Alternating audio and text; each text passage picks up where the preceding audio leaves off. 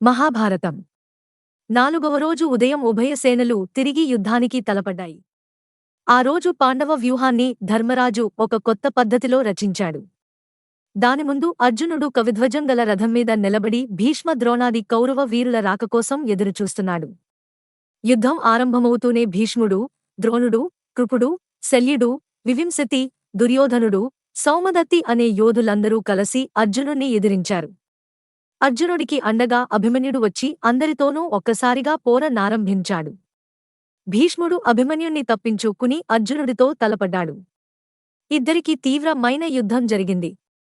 ఈ లోపల అశ్వత్థామ, భూరిశ్రవుడు, శల్యుడు, చిత్రసేనుడు, సామ్యమని అనేవాడి కొడుకు ఈ 5గురు కౌరవ యోధులు అభిమన్యుడిపై తలపడి యుద్ధం సాగించారు. అభిమన్యుడు విజృంభించి అందరితోనూ యుద్ధం చేయటం చూసి అర్జునుడు ఉత్సాహంతో శంఖం పూరించాడు. 5గురు యోధులు ఏకమై కూడా అభిమన్యుని ధాటిని ఆపలేకపోయారు. అప్పుడు దుర్యోధనుడు పంపగా త్రిగర్తులు, మద్రులు, కేకయులు ఏకమై 25,000 సంఖ్యలో వచ్చి అర్జున అభిమన్యులను చుట్టుముట్టారు. ఇది చూసి మండిపడి పాండవ సేనాని అయిన ధృష్టద్యుమ్నుడు అంతులేని బలాలతో వచ్చి శత్రువులను ఎదుర్కొన్నాడు. కృపుడు, కృతవర్మ మొదలైన కౌరవ యోధులు ధృష్టద్యుమ్నుడి బాణాలకు గురయ్యారు. ఈ విధంగా ధృష్టద్యుమ్నుడు విజృంభించటం చూసి సామ్యమని కొడుకుకు రోషం వచ్చి వాడు ధృష్టద్యుమ్నుడిపైన, సారథిపైన బాణాలు వేస్తూ మీదికి వచ్చాడు. ధృష్టద్యుమ్నుడు ఒక్క బాణంతో వాడి విల్లు విరగగొట్టి తర్వాత క్షణంలోనే వాడి రథం గుర్రాలను, సారథిని చంపేశాడు. సామ్యమని కొడుకు కత్తిదూసి ధృష్టద్యుమ్నుడి పైకి వచ్చాడు. ధృష్టద్యుమ్నుడు వాణ్ణి దగ్గరికి రానిచ్చి తన గదతో గట్టిగా కొట్టాడు. సామ్యమని కొడుకు అలాగే చచ్చి పడిపోయాడు. ఇది చూసి రోషంతో సామ్యమాన్ని, శల్యుడు ధృష్టద్యుమ్నుడిపై కలియబడి ఘోరంగా యుద్ధం చేశారు. 2 గడియలపాటు సమయుద్ధం జరిగినాక శల్యుడిది పైచేయిగా కనబడింది. అంతలో అభిమన్యుడు వచ్చి శల్యుణ్ణి ఎదుర్కొని ఆయనను తీవ్రమైన బాణాలతో కొట్టసాగాడు. శల్యుణ్ణి రక్షించటానికి దుర్యోధన, దుశ్శాసన, వివింశతి, వికర్ణ, దుర్మర్షణ, దుస్సహ, దుర్ముఖ, చిత్రసేన, సత్యవ్రత, కురుమిత్రులనేవారంతా వచ్చి అభిమన్యుణ్ణి చుట్టుముట్టారు. పాండవ పక్షం నుంచి అభిమన్యుడికి అండగా భీముడు, ధృష్టద్యుమ్నుడు, ఉప పాండవులు, నకుల సహదేవులు వచ్చారు. 2 పక్షాల పదేసి యోధులు ఏర్పడి చాలాసేపు పట్టుదలతో యుద్ధం సాగించారు. ఈ యుద్ధం చూడటానికి మిగిలినవారు యుద్ధం మానేశారు. శల్యుడు నకుల సహదేవులకు మేనమామే అయినప్పటికీ వారి మధ్య కూడా క్రూరంగానే యుద్ధం జరిగింది. యుద్ధం మధ్యలో భీముడు అకస్మాత్తుగా పెద్ద సింహనాదం చేసి గద తీసుకుని రథం దిగి భీకరంగా శల్యుడిపైకి వెళ్లాడు.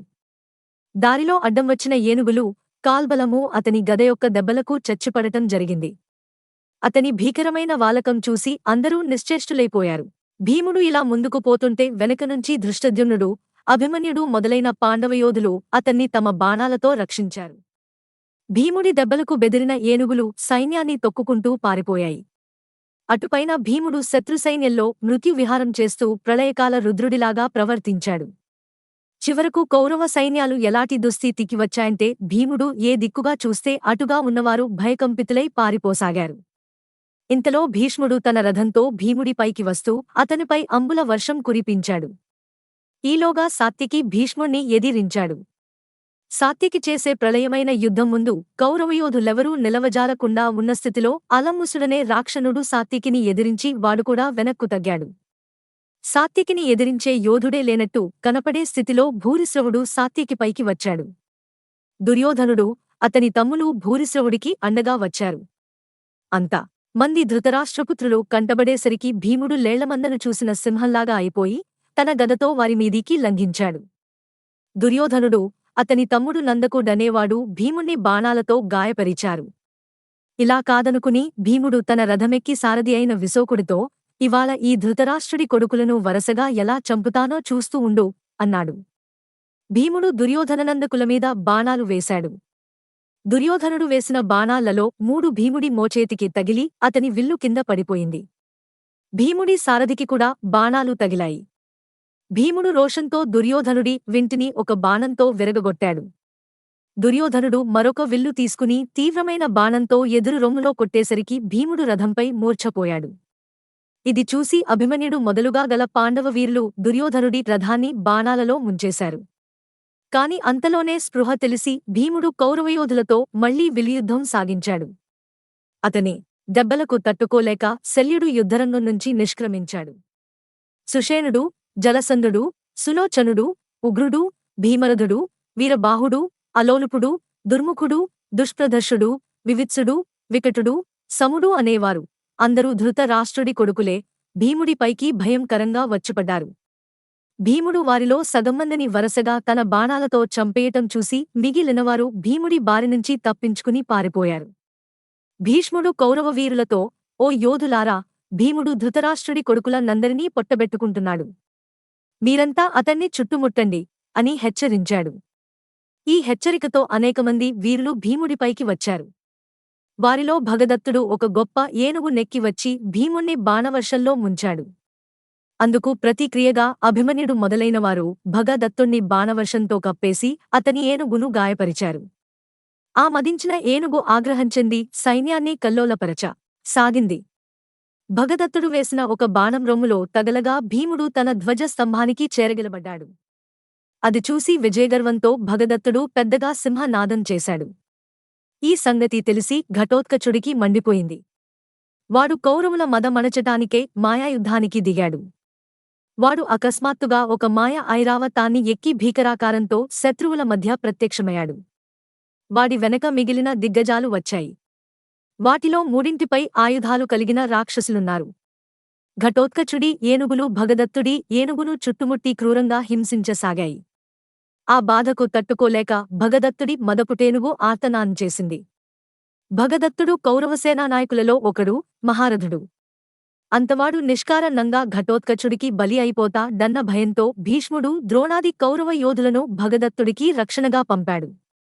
వారి రాక కనిపెట్టి ధర్మరాజు మొదలైన పాండవులు, పాంచాలురు వారిని ఎదిరించవచ్చారు. ఘటోత్కచుడి విజయ ధ్వానాలింకా మిన్నుముట్టుతూనే ఉన్నాయి. భీష్ముడు ద్రోణుడితో, ఆచార్య, ఈ రాక్షసుడితో యుద్ధం నాకు చాలా వెగటుగా ఉన్నది. అలసిపోయి ఉన్న మనం ఈ రాక్షసుడితో ఇప్పుడు యుద్ధం చేయలేము. ఇవాళకు మనం యుద్ధం చాలించి వెళ్ళిపోదాం అన్నాడు. ఈ మాట కౌరవయోధులకు నచ్చింది. ఘటోత్కచుడితో చేస్తున్న యుద్ధం నుంచి వారు ఉపాయంగా బయటపడి తమ శిబిరాలకు వెళ్ళిపోయారు. వారు వెళ్ళిపోతుంటే పాండవులు శంఖనాదాలు చేశారు. తర్వాత వారు భీముణ్ణి, ఘటోత్కచుణ్ణి ముందుంచుకుని విజయగర్వంతో తమ శిబిరాలు చేరుకున్నారు. దుర్యోధనుడు తన శిబిరంలో కూచుని చనిపోయిన తన తమ్ముల కోసం కొంతసేపు దుఃఖించి భీష్ముడి వద్దకు వెళ్ళి, తాతా, నీవు, ద్రోణుడు, కృపుడు, అశ్వత్థామ, కృతపర్మ మొదలైనవారంతా మహారథులుగదా, మీరు ఏకమైతే మూడు లోకాలు నిలవజాలవన్నప్పుడు ఈ పాండవులు మిమ్మల్ని ఎదిరించి ఎలా గెలవగలుగుతున్నారనుకోవాలి? దీనికేదైనా ప్రత్యేక కారణం ఉంటే చెప్పు. వారు మాటి మాటికి గెలవటానికి సహాయభూతంగా ఉన్నదేమిటి అని అడిగాడు. ఈ ప్రశ్నకు సమాధానం నీకు తెలుసు. పాండవులతో యుద్ధం వద్దు, సంధి చేసుకోమ్మని నేను ఎన్నిసార్లో చెప్పాను. వారు ఎవరికీ ఎన్నడూ కీడు చేసినవారు కారు. అదీగాక వారి పక్షాన శ్రీకృష్ణుడున్నాడు.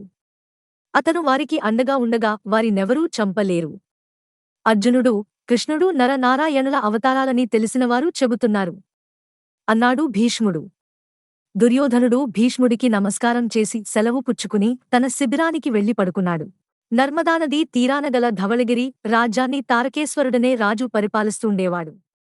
ఆయనకు 2 కుమారులు. పెద్దవాడి పేరు సూరసేనుడు, అతడికి 25 వయసు. చిన్నవాడు 18 పేరు చిత్రసేనుడు. ఈ 2 రాజకుమారులు ఒకనాటి ఉదయం పరివారాన్ని వెంటబెట్టుకుని వినోదార్థం వేటకే అడవికి వెళ్లారు. అడవిలో కొంత దూరం పోయిన తర్వాత వాళ్లకు ఒక లేళ్లమంద కనిపించింది.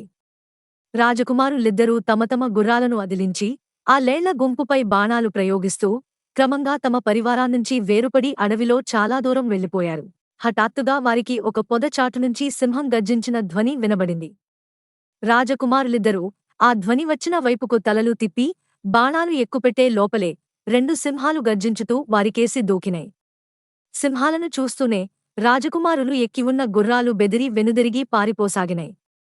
రాజకుమారులలో చిన్నవాడైన చిత్రసేనుడు ఎక్కివున్న గుర్రం యజమాని ఎంత బలంగా కళ్ళెం లాగినా ఆగక చెట్ల సందునుంచి బాణంలా దూసుకుపోతూ కొంతసేపటికి ఒకానొక కొండ ప్రాంతాన్ని చేరి నురగలు కక్కుతూ కింద పడిపోయి ప్రాణాలు విడిచింది.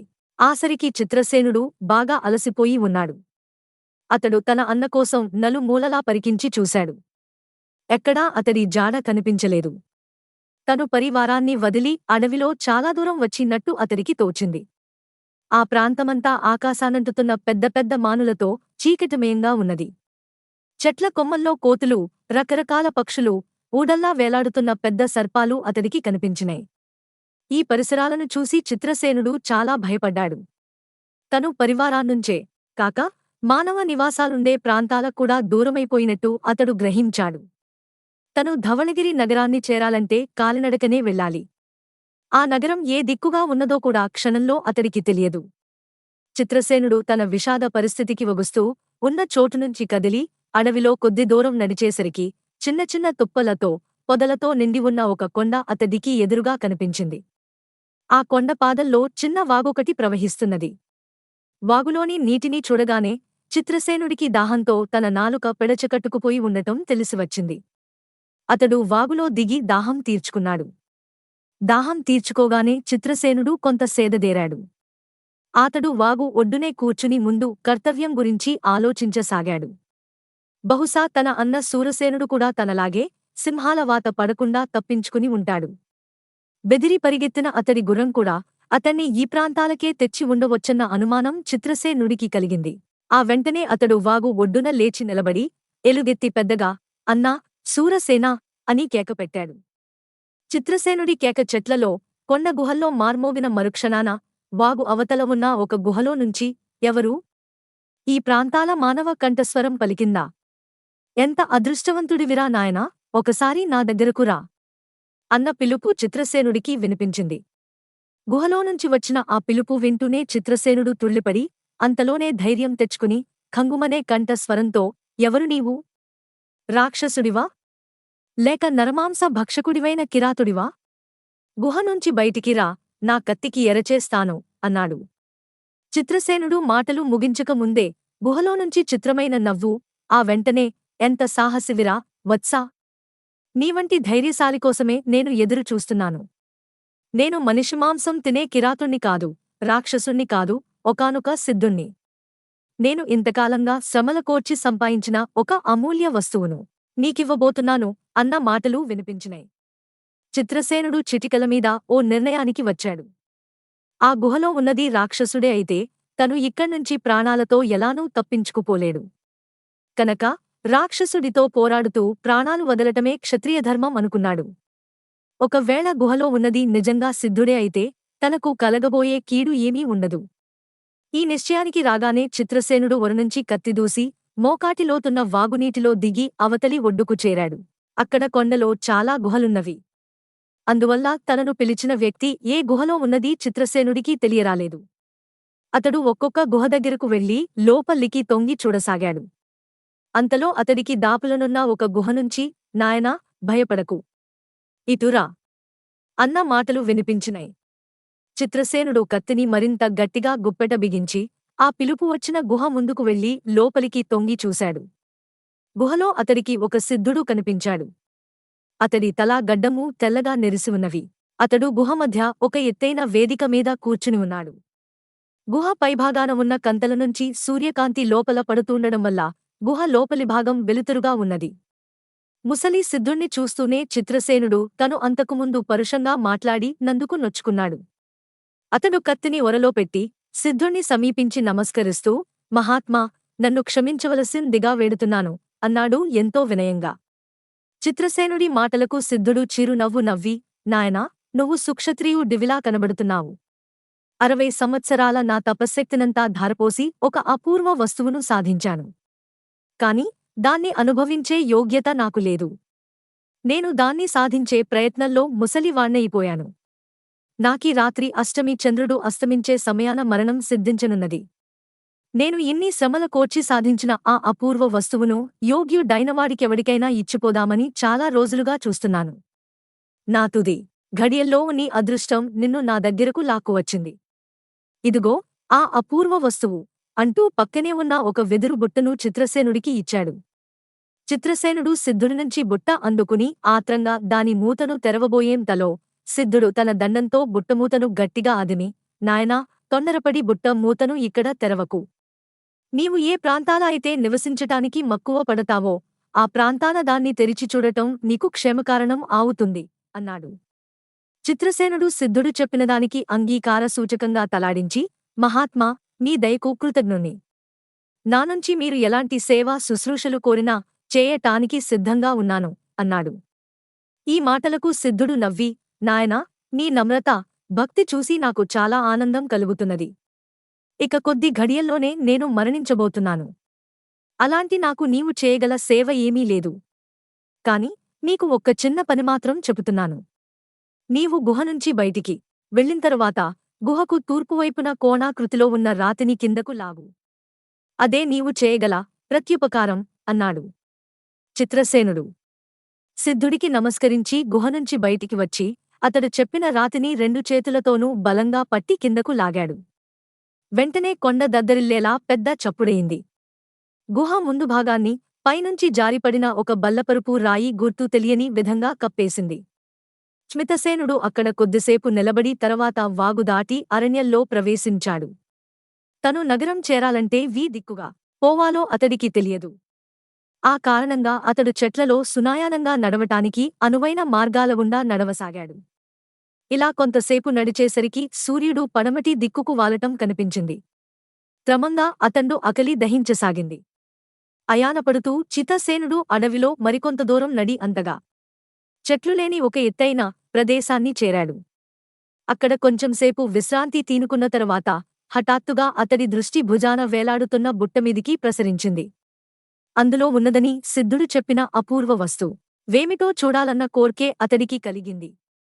అక్షభాన చిత్రసేనుడికి సిద్ధుడు చేసిన హెచ్చరిక గుర్తుకు రాలేదు. అతడు భుజాన్నుంచి బుట్టను కిందికి దించి దాని మూతను పైకెత్తి ఆత్రంగా లోపలికి చూశాడు. వెంటనే అతడి కళ్లలో మెరుపు మెరిసినట్టయింది. చిత్రసేనుడు కళ్ళు మూసి తెరిచేసరికి ఎదురుగా చెట్లలో ఆకాశానంటుతున్నట్టున్న పెద్ద భవనం ఒకటి కనిపించింది. ఈ అద్భుత దృశ్యం చూసి చిత్రసేనుడు శలాప్రతిమలా అయిపోయాడు. ఆ మరుక్షణం అతడికి సిద్ధుడు చేసిన హెచ్చరిక గుర్తుకొచ్చింది. అయ్యో, నేనెంత మూర్ఖుణ్ణి! ఈ మహారణ్యం మధ్య ఈ దివ్యభవనం నాకెందుకు పనికివస్తుంది? ఇదే ధవళగిరి నగరంలో ఉన్నట్టయితే ఎంతగా రాణించేది. నా బుద్ధిహీనత వల్ల సిద్ధుడు చేసిన ఇంత మేలు అరణ్యంపాలు చేశానే అంటూ దుమఖపడసాగాడు. ఆ స్థితిలో ఉన్న చిత్రసేనుడికి ఆరణ్యం మధ్యనుంచి పెడబొబ్బలు వినిపించినాయి. చూస్తూండగానే చెట్లు పెనుగాలి తగిలినట్టు ఊగసాగినాయి. చిత్రసేనుడు ఆశ్చర్యపడుతూ చుట్టూ చూసేంతలో అడ్డం వచ్చిన పెద్ద పెద్ద చెట్లను చేతులతో పడదోస్తూ ఒక రాక్షసుడు అతడికేసి రావటం కనిపించింది. చిత్రసేనుడు లేచి నిలబడి కత్తి దూశాడు. రాక్షసుడు వికటాటహాసం చేస్తూ అతన్ని సమీపించి, ఏమిరా కుర్రా, నీ ధైర్య సాహసం! ఈ ఉగ్రాకుణ్ణి చూస్తూనే నరమానవుడైనవాడు ప్రాణాలు వదలటం ఎరుగుదరుగాని నీలా కత్తి దూసి నిలబడ్డవాడు ఈనాటివరకు నాకు తారసపడలేదు అంటూ వెనుదిరిగి వింత భవనం కేసి చూస్తూ, ఆ బొమ్మరిల్లు నీవు కట్టిందేనా అని ప్రశ్నించాడు. అవును అన్నాడు చిత్రసేనుడు తొణకుండా. ఆ ప్రత్యుత్తరం వింటూనే ఉగ్రాక్షుడు అహాహా అంటూ చెట్ల ఆకులు రాలిపడేలా నవ్వి, ఈ అడవిని నీ ముత్తాత నాటి నీళ్లు పోసి పెంచాడనా నువ్వనుకునేది? జాగ్రత్త, ఇది ఉగ్రాకుడ్ అడవి. నా అనుమతి లేకుండా దీని మధ్య ఇల్లు కట్టావు గనక నిన్ను ఆ ఇంటిని కట్టకట్టి ఆ కొండ అవతలికి విసిరేస్తాను అంటూ వంగి చిత్రసేనుణ్ణి పట్టుకోబోయాడు. చిత్రసేనుడు రాక్షసుడికి అందకుండా తప్పుకుని, తొందరపడకు ఉగ్రాక్ష! నేనిక్కడ ఇల్లు కట్టినందువల్ల నీకొచ్చిన నష్టమేమిటి? కావాలంటే ఆ ఇల్లు నీకు వడిలి నా దారిన నేను పోతాను అన్నాడు. అదేం కుదరదు. నా అడవిలో నన్ను ధిక్కరించి ఇల్లు కట్టావు. నీవు ప్రాణాలతో బయటపడాలంటే నేనడిగేదానికి ఒప్పుకోవాలి అన్నాడు ఉగ్రాక్షుడు. ఏమిటది అని ప్రశ్నించాడు చిత్రసేనుడు. నువ్వీ ఇంట్లోనే సుఖంగా బతుకు, నా అభ్యంతరం లేదు. నీకు పుట్టబోయే పిల్లల్లో పెద్దవాణ్ణి 18ో ఏడు రాగానే నాపరం చెయ్యి అన్నాడు ఉగ్రాక్షుడు. రాక్షసుడి కోర్కే చిత్రసేనుడికి చాలా వింతగా కనిపించింది. తనకింకా పెళ్ళే కాలేదు. అలాంటప్పుడు రాక్షసుడు అడిగిన దానికి సరేనంటే పోయేదేమిటి? తను కనీసం ప్రాణాలతోనన్నా ఇక్కడ్నించి బయటపడవచ్చు. చిత్రసేనుడు ఇలా ఆలోచించి, ఉగ్రాక్ష, నీవడిగిన దానికి ఒప్పుకుంటున్నాను. నా పెద్ద కొడుకు 18ో ఏడు రాగానే నువ్వొచ్చి వాని నిరభ్యంతరంగా తీసుకుపోవచ్చు అన్నాడు. రాక్షసుడు ఈ ప్రత్యుత్తరం విని పొంగిపోతూ, అయితే నిన్ను ప్రాణాలతో వదులుతున్నాను. ఇచ్చిన మాట నిలుపుకో అంటూ వెళ్ళిపోయాడు. ఇంకా ఉంది ప్రేమభంగం. బేతాళ కథలు. విసుగు చెందని విక్రమార్కుడు మరొకసారి చెట్టు వద్దకు వెళ్లి శవాన్ని దించి భుజాన వేసుకుని ఎప్పటిలాగే మౌనంగా శ్మశానం కేసి నడవసాగాడు. అప్పుడు శవంలోని బేతాళుడు, రాజా, నీ ఓర్పు అత్యాశ్చర్యకరమైనది. నీవు పడే శ్రమ చూస్తే నాకు జాలి వేస్తున్నది. అందుచేత నీకు శ్రమ తెలియకుండా అంగారవతి కథ చెబుతాను విను అంటూ ఈ విధంగా చెప్పసాగాడు. పూర్వం ఉదయసేనుడు కౌశాంబి నగరం రాజధానిగా వత్సరాజ్యాన్ని ఏలుతూ ఉండిన కాలంలో లావాణకం అన్న చోట బుద్ధదత్తుడనే ఒక క్షత్రియుడుండేవాడు. అంగారవతి ఆయన కుమార్తె. బుద్ధదత్తుడుండే చోటు దాదాపు నిర్జన ప్రాంతం. అందుచేత అంగారవతి తమ ఇల్లు, దొడ్డి దాటి ఎక్కడికి వెళ్ళినది కాదు. బంధువులైనా ఎప్పుడో వచ్చిపోయేవారు. అందుచేత అంగారవతి బాహ్యప్రపంచం ఎరగకుండా పెరిగింది. ఆమె తండ్రి కూడా సాధారణంగా ఇల్లు కదిలి వెళ్లేవాడు కాడు. తన దొడ్డిలో ఉండే చెట్లను, చేమలను చూసుకుంటూ కాలక్షేపం చేసేవాడు. అంగారవతి పెరిగి పెద్దదై, పెళ్లాడి ఒకరి ఇంటికి వెళ్లిపోదగిన వయస్సు అందుకున్నది. తనకు ఎలాంటి భర్త కావాలో, భర్త ఎటువంటివాడైతే తాను సుఖపడుతుందో కూడా ఆమె ఎరగదు. ఈ సమయంలో వత్సరాజు సపరివారంగా లావాణకం ప్రాంతానికి వేట నిమిత్తమై వచ్చాడు. ఆయన పరివారంలో చండ, నేను డనేవాడొకడున్నాడు. అతను 30 ఏళ్ల వయసుగలవాడు. వారి వంశం చాలా ప్రసిద్ధికెక్కినది. అయితే అతను వత్సరాజు కొలువులో చేరి ఎంతో కాలం కాలేదు. ఒకనాడు చండసేనుడు అరణ్యమార్గాన నడుస్తూ బుద్ధదత్తుడి ఇంటి ముందుగా వచ్చి అంగారవతిని చూశాడు. వెంటనే అతనికి ఆమెను పెళ్లాడాలన్న కోరిక కలిగింది. చండసేనుడు బుద్ధదత్తుడి పరిచయం చేసుకుని, తన కుల గోత్రాలను తెలుపుకుని, అంగారవతికింకా వివాహం కాలేదని రూఢి చేసుకుని, తన మనసులో ఉన్న మాట కాస్త ఆయనతో చెప్పేశాడు. చండసేనుడు తన కుమార్తెను పెళ్లాడ గోరుతున్నాడని విని బుద్ధదత్తుడు ఆశ్చర్యమూ, ఆనందమూ కూడా పొందాడు. ఎందుకంటే తాను తన కుమార్తెకు తగిన వరుణ్ణి వెతకవలసిన అవసరం తప్పటమటుంచి, తాను 100 ఏళ్లు వెతికినా అంత మంచి సంబంధం తీసుకురాలేడు. చండసేనుడు గొప్ప కులీనుడు, పైపెచ్చు వత్సరాజైన ఉదయనుడి కొలువులో ఉంటున్నాడు. ఇంతకాలమూ చెట్లచేమల మధ్య జీవించిన తన కూతురు అంగారవతి ఇతన్ని పెళ్లాడి కాపరానికి వెళితే కౌశాంబీ నగరంలో నాగరిక జీవితం జీవించి ఎంతో సుఖపడుతుంది. చండసేనుణ్ణి చూసి అంగారవతి ఉబ్బి తబ్బిబ్బు కాలేదుగాని అతన్ని చేసుకోవటం మంచిదని తండ్రి చెప్పిన సలహాను పూర్తిగా విశ్వసించింది. అలాంటి భర్త తనకు దొరకటం నిజంగా తన అదృష్టమేనని కూడా ఆమె నమ్మింది. వారం రోజులు గడిచాక చండసేనుడు కౌశాంబి నగరానికి తిరిగి వెళ్ళిపోతూ బుద్ధదత్తుడి ఇంటికి వెళ్లి, నేను ఇంటికి తిరిగి పోతున్నాను. పెళ్లి సంగతి నా బంధుమిత్రులందరికీ తెలిపి ముహూర్తం పెట్టించి మీకు కబురు చేస్తాను. అప్పుడు పెళ్లి ప్రయత్నాలు చేద్దురుగాని అన్నాడు. చండసేనుడు వెళ్ళిపోయాక అంగారవతి అతన్ని గురించి ఆలోచించటం మానేసింది. తనకు మంచి సంబంధం దొరికిందని ఆమె పూర్తిగా నమ్మినప్పటికీ అంగారవతి ఆ చండసేనుణ్ణి నిజంగా ప్రేమించలేదు. నిజానికి ఆమెకు అప్పటిదాకా ఎవరిపైనా ప్రేమభావమన్నది లేదు. వారాలు, నెలలు గడిచిపోయాయి. చండసేనుడి నుంచి ఎలాంటి వర్తమానమూ లేదు. అతను తనను పెళ్లాడే సంకల్పాన్ని మార్చుకున్నాడని అంగారవతి అనుకున్నది. అలా అనుకోవటం వల్ల ఆమెకు కొంచెం కూడా నిరాశ కలగలేదు. తనలాగా సామాన్య జీవితం గడిపిన మనిషి అంత గొప్పవాణ్ణి పెళ్లాడటం మంచిది కాదేమోనని ఆమెకు ఒక పక్క కొంత సందేహం కూడా ఉన్నది. బుద్ధదత్తుడు మాత్రం చండసేనుడి యందు పూర్తి విశ్వాసం ఉంచాడు. వారి వంశం ఎటువంటిది?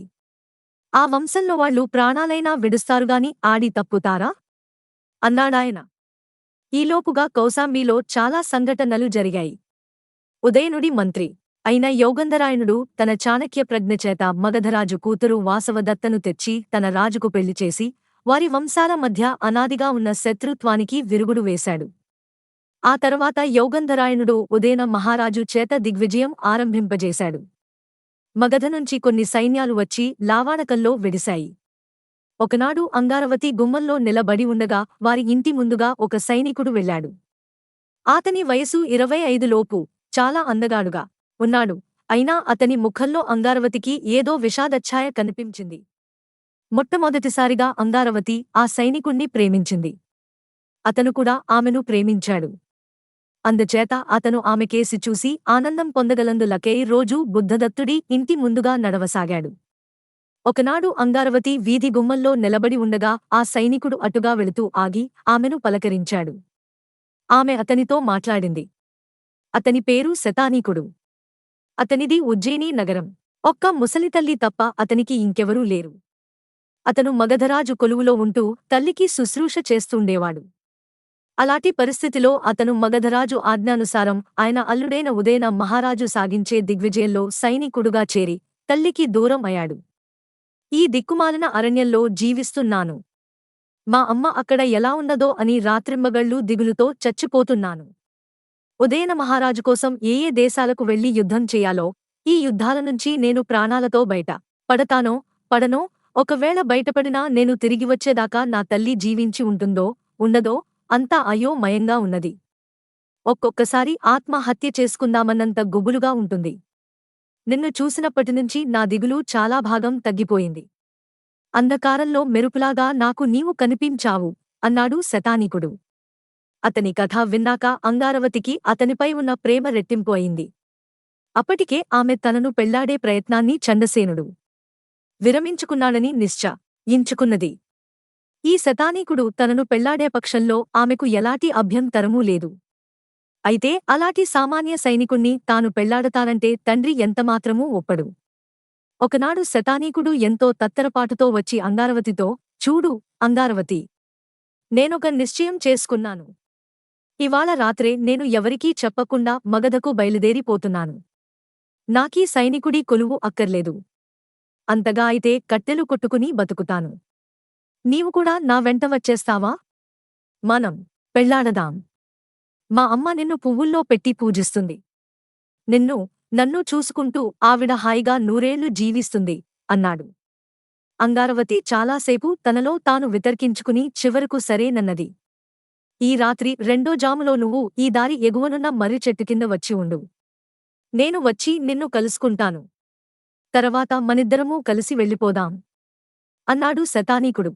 ఆ రాత్రి అంగారవతి తండ్రిని నిద్రపోనిచ్చి తన చీరెలు, వస్తువులు కొద్దిగా తీసి చిన్నమూట గట్టుకుని రెండవ జాములో ఇల్లు వదిలి శతానీకుడు చెప్పిన మర్రి చెట్టును చేరుకుని దాని అడుగు భాగంలో ఉన్న తొర్రలో దూరి దాక్కున్నది. తర్వాత కొద్దిసేపటికే అటుగా ఇద్దరు మనుషులు మాట్లాడుకుంటూ వచ్చారు. వారు దగ్గరికి వచ్చినాక వారిలో ఒకడు చండసేనుడని అంగారవతి గుర్తించింది. చండసేనుడు తన వెంట ఉన్నవాడితో, ఈ దారి ఇంకొంచెం అవతలగా చీలుతుంది. ఎడమచేతివైపు వెళితే బుద్ధదత్తు డిగారిల్లు వస్తుంది. కాని మనం కుడిచేతి వైపుగా వెళితే అక్కడ ఒక పాడుపడిన కోవెల ఉన్నది. తెల్లవారినదాకా అక్కడ గడిపి తర్వాత బుద్ధదత్తుడుగారింటికి పోదాం. ఇంతకాలంగా నానుంచి వర్తమానం రాక, పాపం, వారు నన్ను గురించి ఎలాంటి అపోహలు పడుతున్నారో తెలియదు అనటం అంగారవతి విన్నది. ఆ మనుషులిద్దరూ కోవెల దారి పట్టటం కూడా ఆమె గమనించింది. తర్వాత కొద్దిసేపటికే శతానీకుడు వచ్చి చిన్నగా, అంగారవతి అని పిలిచాడు. ఆమె చెట్టు తోరలోనుంచి బయటికి వచ్చి, నేను నీవెంట రాలేను. నన్ను క్షమించు. ఈ మాట చెబుదామనే నీకోసం ఇక్కడ వేచి ఉన్నాను. నీ కోరిక తీర్చలేనందుకు నన్ను మన్నించు అంటూ కంట నీరు పెట్టింది. శతానీకుడు ఆమెపై ఆగ్రహించలేదు. ఆమెను ప్రశ్నించలేదు. నా వెంట వచ్చి నన్ను పెళ్లాడటం నీకు నిజంగా అసాధ్యమా అని మాత్రం అడిగాడు. నిజంగా అసాధ్యమే. ఏమాత్రం సాధ్యమైనా మానేస్తానా అన్నది అంగారవతి. శతానీకుడు ఒక్క నిట్టూర్పు విడిచి తన దారిన తాను సాగిపోయాడు. రవతి వచ్చినట్టుగానే తన ఇంటికి తిరిగిపోయింది. మర్నాడు చండసేనుడు వారి ఇంటికి వచ్చి, తనకు రాజుగారు అప్పుడే మాన్యం ఏర్పాటు చేశారని, అంతదాకా తనకు భార్యను పోషించేపాటి శక్తి కూడా లేదని చెప్పాడు. ఈ సంగతి విని బుద్ధదత్తుడు చాలా సంతోషించాడు. చండసేనుడు అంగారవతిని పెళ్లాడి కౌశాంబినగరానికి తీసుకుపోయాడు.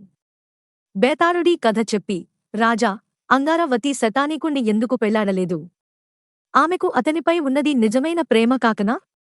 లేక చండసేనుణ్ణి పెళ్లాడితే తనకు మరింత పరువు ప్రతిష్టలు, భోగభాగ్యాలు లభిస్తాయనా? ఈ ప్రశ్నకు సమాధానం తెలిసికూడా చెప్పకపోయావో నీ తల పగిలిపోతుంది అన్నాడు. దానికి విక్రమార్కుడు, అంగారవతిలో స్వార్థం లేదు. ఉన్నట్టయితే ఆమె ఒక పేద సైనికుణ్ణి పెళ్లాడటానికి సిద్ధపడదు. స్వార్థం లేనివాళ్లు ఎన్నడూ ప్రేమ కోసం తమ ధర్మాన్ని త్యాగం చేయలేరు. అంగారవతి సంగతి అదే అయింది. ఆమె శతానీకుణ్ణి ప్రేమించింది. అయితే ఆ ప్రేమ ఆమెకు మాత్రమే సంబంధించినది. అంగారవతి ధర్మం చండసేనుణ్ణి పెళ్లాడటం. ఈ ధర్మం తనకేగాక తన తండ్రికి, వంశాచారానికి, లోకానికి సంబంధించినది. ఆమె తన ప్రేమను త్యాగం చేయాలా, ధర్మాన్ని త్యాగం చేయాలా అన్న సమస్య ఏర్పడేసరికి తడుపుకోకుండా తన ప్రేమను త్యాగం చేసి ధర్మాన్ని నిలబెట్టుకున్నది. అందుచేత ఆమె చండసేనుణ్ణి పెళ్లాడింది పరువు ప్రతిష్టల కోసమూ, భోగభాగ్యాల కోసమూ కానేకాదు అన్నాడు. రాజుకు ఈ విధంగా మౌనభంగం కాగానే బేతాళుడు శవంతో సహా మాయమై మళ్లీ చెట్టెక్కాడు. కల్పితం. తూర్పు చైనాలో ఒక నూలు వ్యాపారి ఉండేవాడు. ఆయన వద్ద 1,00,000 ధనం ఉండేది. ఆయన వయసు 60. భార్య పోయింది. బిడ్డలు లేరు. నా వద్ద 1,00,000 ఉండి ఏం లాభం? అనుభవించటానికి పిల్లా పీచూ లేరాయే అని అస్తమానం అంటూండేవాడు. ఆయనకు మళ్లీ పెళ్లాడాలని ఉన్నదని గుర్తించి 2 పెళ్లిళ్ల పేరక్కలు మంచి సంబంధం తెస్తామని ఆయనకు ఆశ పెట్టారు. పిల్ల అందంగా ఉండాలని, గొప్ప ఇంటి మర్యాదలు తెలిసినదే ఉండాలని ముసలాడు పట్టుపట్టాడు. పెళ్లిళ్ల పేరక్కలు ముసలాడికి ఒక చక్కని చుక్కను చూశారు. ఆమె మంత్రిగారి ఇంటి నౌకరు. చిన్నతనం నుంచి ప్రతిష్ఠ గలచోట మసిలి మాన మర్యాదలన్నీ బాగా తెలిసిన మనిషి. చాలా అందగత్తె. ఆమెతో పెళ్లిళ్ల పేరక్కలు, నీ కాబోయే భర్త లక్షాధికారి, 40 ఏళ్లవాడు. స్వభావం కూడా మంచిది అని చెప్పారు. పెళ్లి అయి కాపరానికి వచ్చాకనే ఆ పిల్ల తన భర్తను చూసి ఆయన ముసలివాడని తెలుసుకుని విచారపడింది. కాని చేసేదేమీ లేక ఊరుకున్నది. ఒకనాడు ముసలాడు వ్యాపారం మీద పొరుగురు వెళ్ళాడు. ఆ సాయంకాలం దాసిది తన యజమానురాలితో, అమ్మా, మనం అలా బయటికి వెళ్ళి వద్దామా? ఎక్కడికీ కదలకుండా ఇంట్లో కూచుంటే ఏం పొద్దుపోతుంది అన్నది. ముసలాడి భార్య సరేనని మంచి దుస్తులు వేసుకుని తన దాసీదానితో ఇంటి బయటికి అడుగుపెట్టింది. ఇంటికి పక్కనే ముసలాడి దుకాణం ఉన్నది. అందులో నూలు, కుంకుమ ఉంటాయి. ఆ దుకాణంలో 2 గుమాస్తాలుంటారు. వారిలో ఒకడు 50 ఏళ్ల వయసువాడు, రెండోవాడు చిన్నవాడు, బ్రహ్మచారి. 2 గుమాస్తాలు తమ యజమాను రాలిని చూడగానే లేచి నిలబడి నమ్రతగా తలలు వంచారు. ఆమె వారిద్దరినీ నవ్వుతూ పలకరించి, మీరు ఎంతకాలంగా పనిచేస్తున్నారు? మీకు అన్నీ సుఖంగా జరిగిపోతున్నాయా అని అడిగింది. 2 కూడా తమ కేలోటూ లేదని జవాబు చెప్పారు. ఆమె మళ్లీ ఇంట్లోకి వెళ్లి కొంత డబ్బు తెచ్చి పెద్ద గుమాస్తా చేతిలోనూ, చిన్న గుమాస్తా చేతిలోనూ పెట్టింది. తర్వాత ఆమె కాసేపు వీధిలో నిలబడి ఇంట్లోకి పోయింది. యజమానురాలు 2 గుమాస్తాలకు బహుమానాలివ్వటంలో కొంత పక్షపాతం చూపింది. ఆమె పెద్ద గుమాస్తాకు 10 వెండి నాణాలిచ్చి, చిన్నవాడికి 10 బంగారు నాణాలిచ్చింది. ఈ తేడాను వారు గ్రహించలేదు. చిన్న గుమాస్తా చాంగ్ మాత్రం తనకు ముట్టిన బహుమతికి చాలా ఆనందించాడు. నూలు దుకాణానికి రాత్రల్లా కాపలా ఉండాలి. ఒక రాత్రి పెద్ద గుమాస్తా దుకాణంలో పడుకుంటే రెండవ రాత్రి చిన్న గుమాస్తా పడుకునేవాడు. చిన్న గుమాస్తా చాంగ్ దుకాణానికి కాపలా పడుకున్న రాత్రి ఎవరో తలుపు తట్టిన చప్పుడయింది. చాంగ్, ఎవరువారు అని కేకపెడితే యజమానురాలి దాసి, తలుపు తీయి అన్నది. చాంగ్ తలుపు తీసి, ఈ వేళప్పుడు నీకేం పని? అన్నాడు. నేను నా పనిమీద రాలేదు. అమ్మగారు పంపారు అన్నది దాసి. నాకిచ్చిన 10 బంగారు కాసులు తిరిగి పట్టుకురమ్మన్నారా ఏమిటా అని చాంగ్ అడిగాడు. అదేం లేదులే. నీకు మరికొన్ని బహుమానాలు అంటూ దాసిది తన వీపునుంచి ఒక మూట దింపింది. ఆ మూటలో కొన్ని కొత్త బట్టలున్నాయి. ఇవి నీకు, మీ అమ్మకును అన్నట్టు అసలు వస్తువు మరిచాను అని ఆమె ఒక వెండి ముద్ద, 1.5 వీస బరువుగలది తన చేతి కొమ్ములో నుంచి తీసి చాంగ్కు ఇచ్చి వెళ్ళిపోయింది. ఈ బహుమతులు చూసి చాంగ్ నిర్ఘాంతపోయాడు.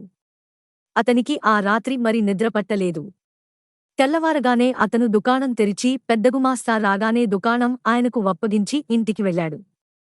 అతను తెచ్చిన బట్టలు, వెండిముద్ద చూసి చాంగ్ తల్లి, ఎక్కడివిరా ఇవన్నీ అని అడిగింది. చాంగ్ జరిగిన సంగతి అంతా చెప్పాడు. మీ యజమానురాలి ఉద్దేశమేమిటి? ఎందుకిలా నీకు బంగారమూ, వెండి, బట్టలూ ఇస్తుంది? మీ నాయన పోయాక నాకు నువ్వు తప్ప ఇంకెవరూ లేరు, బాబూ. నువ్వు మాత్రం ఇక ఆ ఇంటికి వెళ్ళకు, నీ పుణ్యం ఉంటుంది అన్నది. చాంగ్ తల్లి చెప్పినదానికి ఏనాడూ విరుద్ధంగా చేసి ఎరగడు. అతను పనిలోకి వెళ్లటం మానేశాడు. తన చిన్నగుమాస్తా పనిలోకి రాకపోవటం చూసి యజమాని మనిషిని పంపాడు.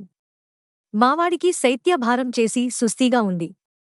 కొంచెం దిగా ఉంటే వస్తాడు అని చాంగ్ తల్లి ఆ మనిషితో చెప్పింది. మరికొన్ని రోజులయాక పెద్దగుమాస్తా వచ్చి, మీవాడు ఎప్పుడు పనిలోకి వస్తాడేమిటి? పనంతా ఒక్కణ్ణి చూడలేక సతమతమైపోతున్నాను అన్నాడు.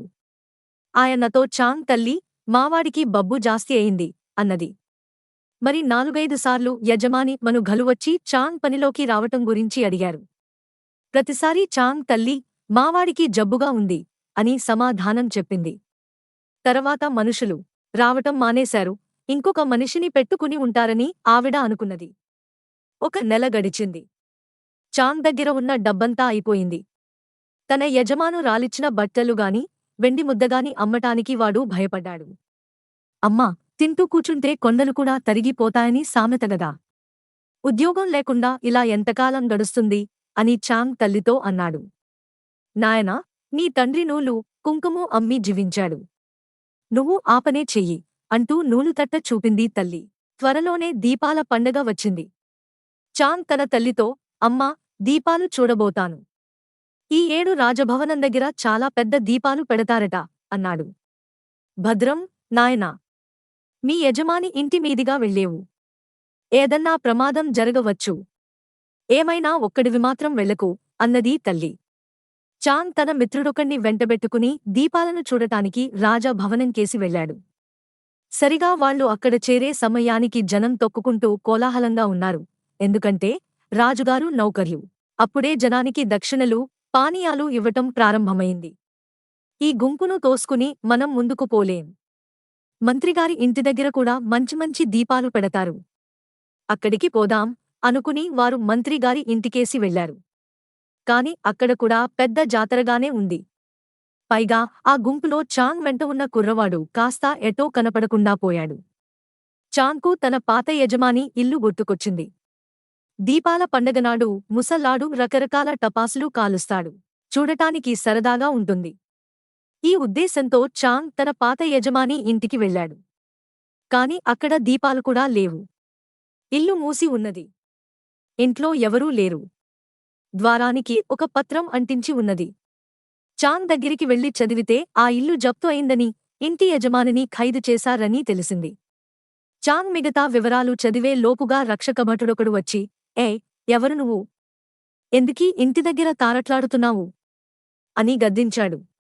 చాంగ్కు దడ పుట్టింది. వాడు ఖాళీ సత్తువ కొద్దీ పారిపోయాడు. వాడు ఒక వీధి వెంట నడుస్తుండగా ఎవరో మనిషి వెనకనుంచి కేకవేసి ఆగమని, నిన్నెవరో రమ్మంటున్నారు అన్నాడు. ఆ మనిషి ఒక పూటకూటి ఇంటి నౌకరని చాంగ్ గుర్తించాడు. తన మిత్రుడు అక్కడికి చేరాడు కాబోలు ఫలహారానికి పిలుస్తున్నాడనుకుని చాంగ్ ఆ నౌకరు వెంట వెళ్ళాడు. తీరా వెళ్ళాక వాడికి తన పాత యజమానురాలు కనిపించింది. మీరా ఇక్కడ ఉన్నారేమిటి అని చాంగ్ ఆమెను అడిగాడు. నా భర్త పూటావెండి నాణాలు తయారు చేసినందుకు ఆయనను పట్టుకు పోయి ఆస్తి అంతా జప్తు చేశారు. నేను దిక్కులేనిదాన్ని అయాను. నన్ను మీ ఇంట్లో కొద్దికాలం ఉండనిస్తావా అని ఆమె చాంగ్తో అన్నది. అది సాధ్యమయ్యే పని కాదు. మా అమ్మ అలాంటివి ఏమాత్రమూ సహించదు. లేనిపోని అపవాదులు మాపైన వచ్చి పడతాయి అన్నాడు చాంగ్. ఒకసారి చేరనిస్తే వదలనని భయపడుతున్నావా చాంగ్? ఈ ముత్యాల హారం చూడు అంటూ ఆమె ఒక మేలి ముత్యాల తావడం తీసి చూపింది. అందులో 108 అపురూపమైన ముత్యాలున్నాయి. వాటిని చూసి చాంగ్ ఆశ్చర్యంతో నోరు తెరిచాడు. నన్ను మీ ఇంట ఉండనిచ్చావంటే నీకేమీ నష్టం ఉండదు. ఒక్కొక్క ముత్యమే అమ్మి ఆ డబ్బుతో మీరు, నేను కూడా కాలక్షేపం చేయవచ్చు. నా బరువు నీకేమీ ఉండదు అన్నది పాత యజమానురాలు. నీకు నిజంగా మా ఇంటికి రావాలని ఉంటే మా అమ్మ అంగీకరించాలి. ఆవిడను అడిగి వస్తాను అన్నాడు చాంగ్. ఆమె చాంగ్ వెంట అతని ఇంటిదాకా వెళ్లి బయట నిలబడింది. చాంగ్ లోపలికి వెళ్లి తన పాత యజమానురాలి విషాదగాథ తల్లితో చెప్పాడు. అలాగుట్రా నాయనా, పాపం ఆమె ఇప్పుడెక్కడుంది అన్నది తల్లి. బయటనే ఉన్నారు అన్నాడు చాంగ్. లోపలికి రమ్మను అన్నది తల్లి. పాత యజమానురాలు లోపలికి వచ్చి, నాకు తోడు నీడా ఎవరూ లేరు. అందుచేత మీ పాలబడ్డాను, నన్ను ఇక్కడ ఉండనివ్వండి అన్నది. కొద్ది రోజులపాటు అలాగే ఉండమ్మా. మరేం లేదుగాని మేము పేదవాళ్లం. ఈ ఇల్లు నీ బోటి వాళ్లకు తగినది కాదు. అదే మా భయం. మీ బంధువులెవరన్నా ఉంటే తర్వాత అక్కడికే వెళ్ళవచ్చు అన్నది చాంగ్ తల్లి. పాత యజమానురాలు తన ముత్యాల దండ పైకి తీసి, ఈ ముత్యాలు ఒకటొకటే అమ్మి మీరు నూలు వ్యాపారం చేసుకోవచ్చు అన్నది. తర్వాత చాంగ్ నూలు వ్యాపారం సాగించాడు. అదివరకు అతని యజమాని వద్ద నూలు కొనేవారంతా ఇప్పుడు చాంగ్ వద్ద కొనటంచేత వ్యాపారం బాగా సాగింది. ఈ సమయంలో పాత యజమానురాలు అతన్ని ఆకర్షించటానికి ఎన్నో ప్రయత్నాలు చేసింది. అయితే చాంగ్ ఆమెను తన తల్లిలాగే చూశాడు. ఇంతలో వసంతోత్సవం వచ్చింది. ఆనాడు చాంగ్ సంబరం చూసి ఇంటికి తిరిగి వస్తుండగా అతనికి తలవని తలంపుగా పాత యజమాని కనిపించాడు. ఆయన వాలకమూ, దుస్తులు చూస్తే చాంగ్కు గుండె కరిగిపోయింది. బాబూ, మీకిలాటి దుస్థితి ఎలా సంభవించింది అని చాంగ్ ముసలాణ్ణి అడిగాడు. నేనసలు దాన్ని పెళ్లాడటం పెద్ద పొరపాటయింది. అది ఏం చేసిందో తెలుసా? మంత్రిగారింటినుంచి ఒక ముత్యాల హారం కాజేసింది. ఒకనాడు మంత్రిగారి మనుషులు వచ్చి ఇల్లంతా సోదా చేసి ముత్యాల హారం ఎక్కడని నన్ను అడిగారు. నాకు తెలియదన్నాను. వాళ్లు నన్ను చాప చితకగొట్టి జైలులో వేశారు. అదృష్టవశాత్తు నా భార్య ఉరిపోసుకు చచ్చింది. అది దొంగ అని తేలిందిగాని ఆ ముత్యాలహారం మటుకు కనిపించలేదు అన్నాడు పాత యజమాని. చాంగ్కు ఈ మాటలు అయోమయంగా తోచాయి. ఆ ముత్యాల హారము ఆ మనిషి తన ఇంట ఉండగా ఈయన ఆమె ఉరిపోసుకున్నదంటాడేమిటి? చాంగ్ తన పాత యజమానిని తన ఇంటికి వెంటబెట్టుకు వెళ్లి దాసీదానితో చిన్నమ్మగారిని ఒకసారి బయటికి రమ్మను అన్నాడు. దాసిది లోపలికి వెళ్ళివచ్చి కంగారుగా, ఇంతకు ముందు కూడా ఇక్కడే ఉన్నారు. ఇంతలో ఏమైపోయారోగాని చిన్నమ్మగారెక్కడా కనిపించటం లేదు బాబూ అని చెప్పింది. తన పాత యజమాని చెప్పినది నిజమేనని, ఇంతకాలమూ తన ఇంట ఉన్నది దయ్యమేనని చాంగ్ రూఢి చేసుకున్నాడు. అతను తన వద్ద మిగిలిన ముత్యాలన్నీ తన పాత యజమానికివ్వటమేగాక తాను లోగడ అమ్మిన 1-2 ముత్యాలు కూడా మళ్లీ కొని ఇచ్చాడు. ముసలాడు వాటిని తీసుకుపోయి మంత్రికి వప్పజెప్పాడు. జప్తు చేసిన ఆయన సొత్తంతా విడుదల అయింది. చాంగ్ చాలా నిజాయితీపరుడు, న్యాయ బుద్ధికలవాడు గనకనే అతను దయ్యం ఆకర్షణకు లోబడలేదు. తన యజమానికి ముత్యాలు తిరిగి ఇచ్చాడు. అతని మంచి బుద్ధిని గురించి ప్రజలు ఎంతోకాలం చెప్పుకున్నారు. పాండవులు మాయజూదంలో ఓడిపోయి అరణ్యవాసం చేస్తున్న కాలంలో కురుజాంగల దేశంలోని యూపగ్రామవాసి అయిన కేశవదాసనే బ్రాహ్మడు ఉద్యమకమనే గ్రామానికి తన భార్యతోనూ 3 కుమారులతోనూ బయలుదేరాడు. ఏమంటే ఆ గ్రామంలో ఆయన బంధువుల ఇంట ఉపనయనం జరుగుతున్నది. కేశవదాను కుటుంబం అరణ్యంలో పాండవులుండే ఆశ్రమం పరిసరాలలోకి వచ్చేసరికి తలవని తలంపుగా ఒక భీకరాకారం వారికి ఎదురైంది. ఆ మనిషి చింపిరి జుట్టు, పచ్చగా ఉన్న పెద్ద కళ్ళు, నల్లటి శరీరఛాయ, ఎత్తుపళ్ళు, విశాలంగానూ బలిష్టంగానూ ఉన్న రొమ్ము చూసి 5 దడుచుకున్నారు. ఆ వచ్చినవాడు ఘటోత్కచుడు, భీముడికి హిడింబీకి పుట్టిన కొడుకు. వాడు తన తల్లి భోజనార్థం ఎవడైనా యువకుడు దొరుకుతాడేమోనని వెతుకుతూ బయలుదేరాడు. అదృష్టవశాత్తు వాడికి బ్రాహ్మణ దంపతులు, వారి 3 కొడుకులు కనిపించారు. వారు తనను చూసి పారిపోతుండటం చూసి ఘటోత్కచుడు, బ్రాహ్మణోత్తమా, ఆగు, ఆగు. గరుత్మంతు చూసిన పాములాగా ఎందుకు పారిపోతావు అన్నాడు. వాడు రాక్షసుడని, తమకేదో అపకారం చేస్తాడని కేశవదాస్కు తెలిసిపోయింది. ఆ సమీపంలోనే పాండవుల ఆశ్రమం ఉన్నదని ఆయనకు తెలుసుగాని, భీముణ్ణి ఒక్కణ్ణి ఆశ్రమంలో కాపుంచి మిగిలిన పాండవులందరూ ధౌమ్యుడి ఆశ్రమంలో జరిగే యజ్ఞానికి వెళ్లారని ఆయన విని ఉన్నాడు. తమను ఈ రాక్షసుడి నుంచి రక్షించటానికి భీముడే చాలు. కాని కేక పెడితే భీముడికి వినిపిస్తుందా? దట్టంగా లతలు పెనవేసుకుపోయిన అరణ్య వృక్షాలోనుంచి కేక ఎంతో దూరం వెళ్లదు. అందుచేత ఆ బ్రాహ్మడు ఎలాగైనా ఆ రాక్షసుణ్ణి మంచి చేసుకుందామనుకుని ఘటోత్కచుడితో, నాయనా, దారికి అడ్డుతగిలి మమ్మల్ని ఎందుకు బాధిస్తావు? మా దారిన మమ్మల్ని వెళ్ళని అన్నాడు. బాబూ, అలాగే వెళ్ళవచ్చు. కాని ముందు నాకు మీ కుమారులలో ఒక్కణ్ణి దయచేయించండి. మా అమ్మకు ఇవాళ నరమాంసం మీద కోరిక పుట్టింది. తినటానికి పనికివచ్చే మనిషిని తీసుకురమ్మని ఆవిడ నన్ను ఆజ్ఞాపించింది అన్నాడు ఘటోత్కచుడు. ఓరి రాక్షసాధమా! నేను బ్రాహ్మణ జన్మ ఎత్తినవాణ్ణిగదా, వేదపారంగతుడనైన నేను నా కొడుకును నరభక్షకుల వాత పెడితే నాకు ఉత్తమలోకాలుంటాయా? అన్నాడు కేశవదాసు. తమరు ఒక్క కొడుకును ఇవ్వటానికి పేచీ పెడితే మీ 5 నేను క్షణంలో చంపేయగలను అన్నాడు ఘటోత్కచుడు. ఈ మాటలకు కేశవదాసు వణికిపోతూ భార్యతో, ఏమే, నా వయసు తీరిపోయింది. నేనీ రాక్షసుడికి బలి అయ్యేదా ఏమిటి అన్నాడు. వద్దు, వద్దు. భర్త కోసం బలి కావటం భార్య ధర్మం. నా వయసు ఉడిగిపోయింది. నన్నే ఈ రాక్షసుడి వాత పడనివ్వండి అన్నది భార్య. మా అమ్మకు ముసలివాళ్లూ, స్త్రీలూ పనికిరారు అన్నాడు ఘటోత్కచుడు. తర్వాత కేశవదాసు 3 కొడుకులు, నేను బలి అవుతానంటే నేను బలి అవుతానని పోటీలు పడ్డారు. నాయనా, చేతికి వచ్చినవాడవు, నీవు బలికావటం నాకిష్టం లేదు అన్నాడు కేశవదాసు పెద్ద కొడుకుతో. బ్రాహ్మడి భార్య కడగొట్టువాణ్ణి ఇవ్వనన్నది.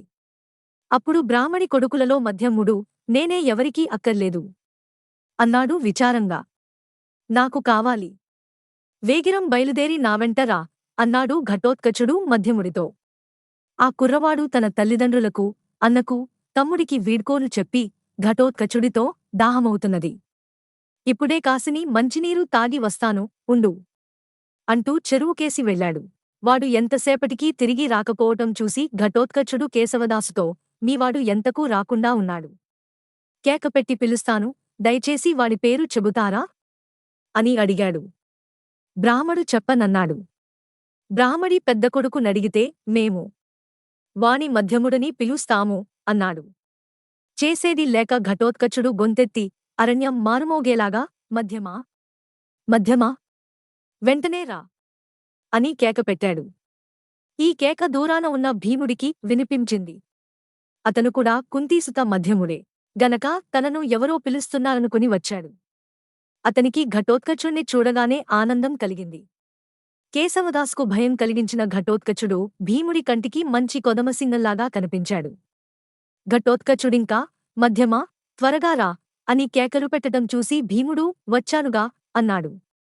ఏమిటి, నీవు కూడా మధ్యముడవేనా అని ఘటోత్కచుడు అడిగాడు. తన తల్లి బిడ్డలలో తాను కూడా మధ్యవాంగానని భీముడు చెప్పాడు. బ్రాహ్మడు తన భార్య, పుత్రులతో, ఈ వచ్చినవాడు తప్పక భీముడే అయి ఉంటాడు అని రహస్యంగా అన్నాడు. ఈ సమయానికి బ్రాహ్మడి రెండో కొడుకు దాహం తీర్చుకుని వచ్చి ఘటోత్కచుడితో, వచ్చేశాను, పోదాం పద అన్నాడు.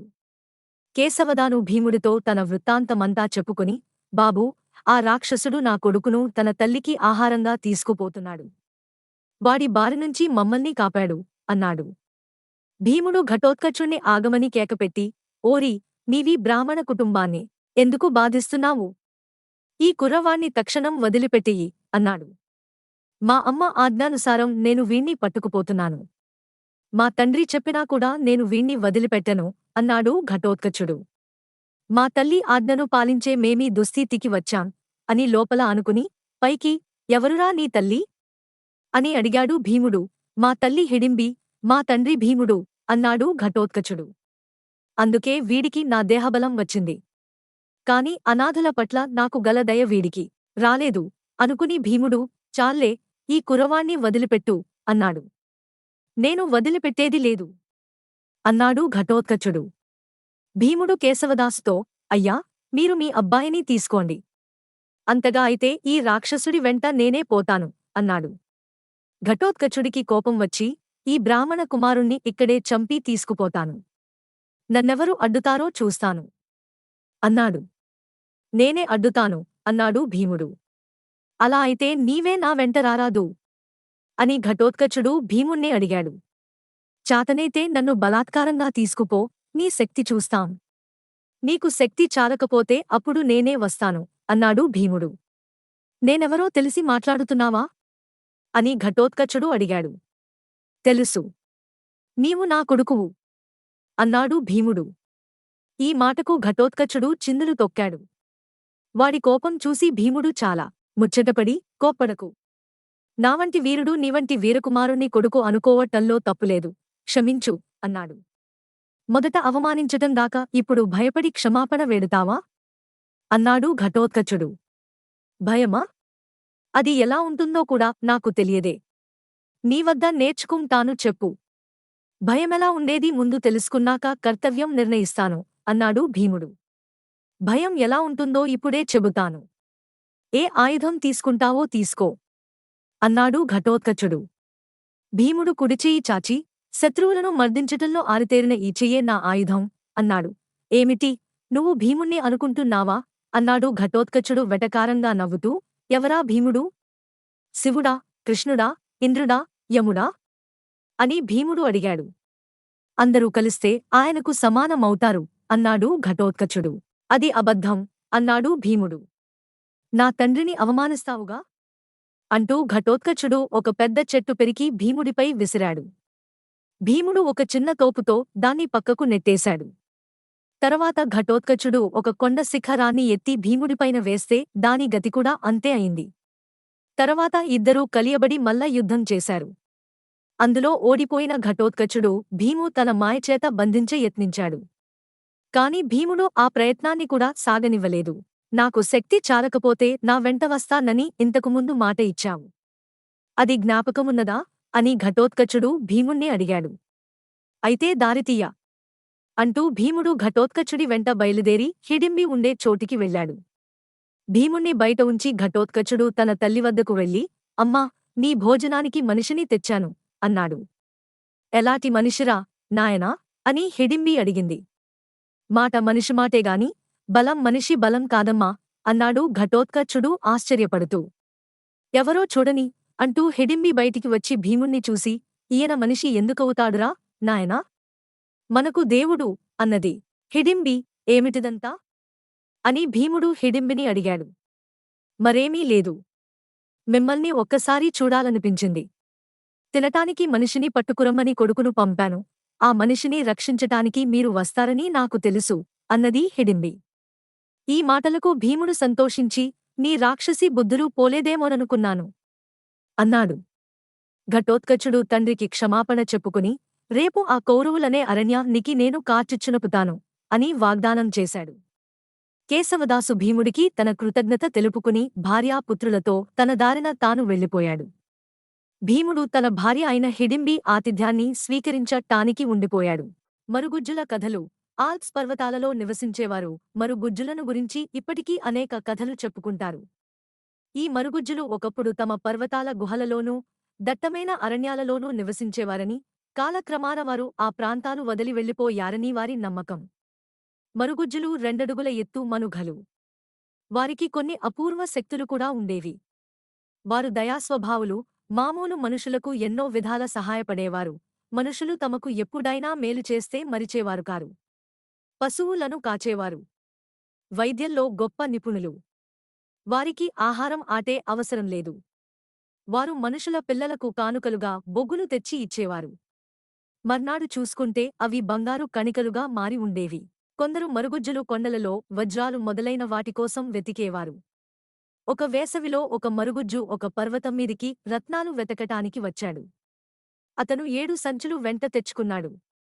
చెంగుచెంగున రాళ్లమీదుగా దూకుతూ రత్నాలు వీరి 7 సంచులు నించుకుని ఎవరికీ చెప్పకుండా వెళ్ళిపోయి మళ్లీ 2 రోజులకు ఖాళీ సంచులతో తిరిగి వచ్చాడు.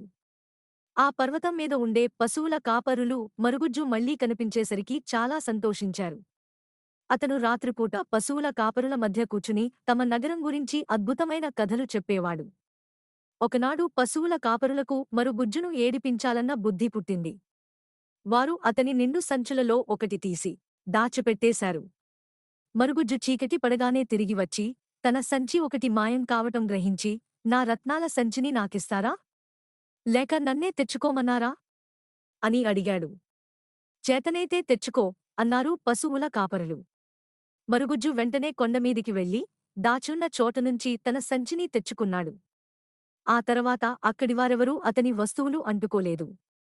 కొండలపైన మంచుపడ నారంభించగానే మరుగుజ్జు వెళ్ళిపోతూ, నేను మా నగరానికి వెళ్ళిపోతున్నాను.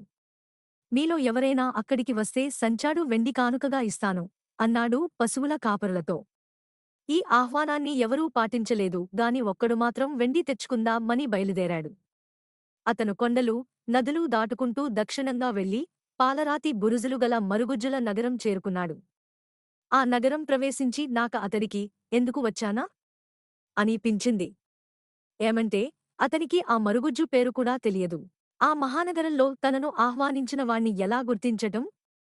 అతను వీధి వెంట దిగులుగా నడుస్తుండగా ఎవరో వెనకనుంచి భుజంమీద తట్టారు.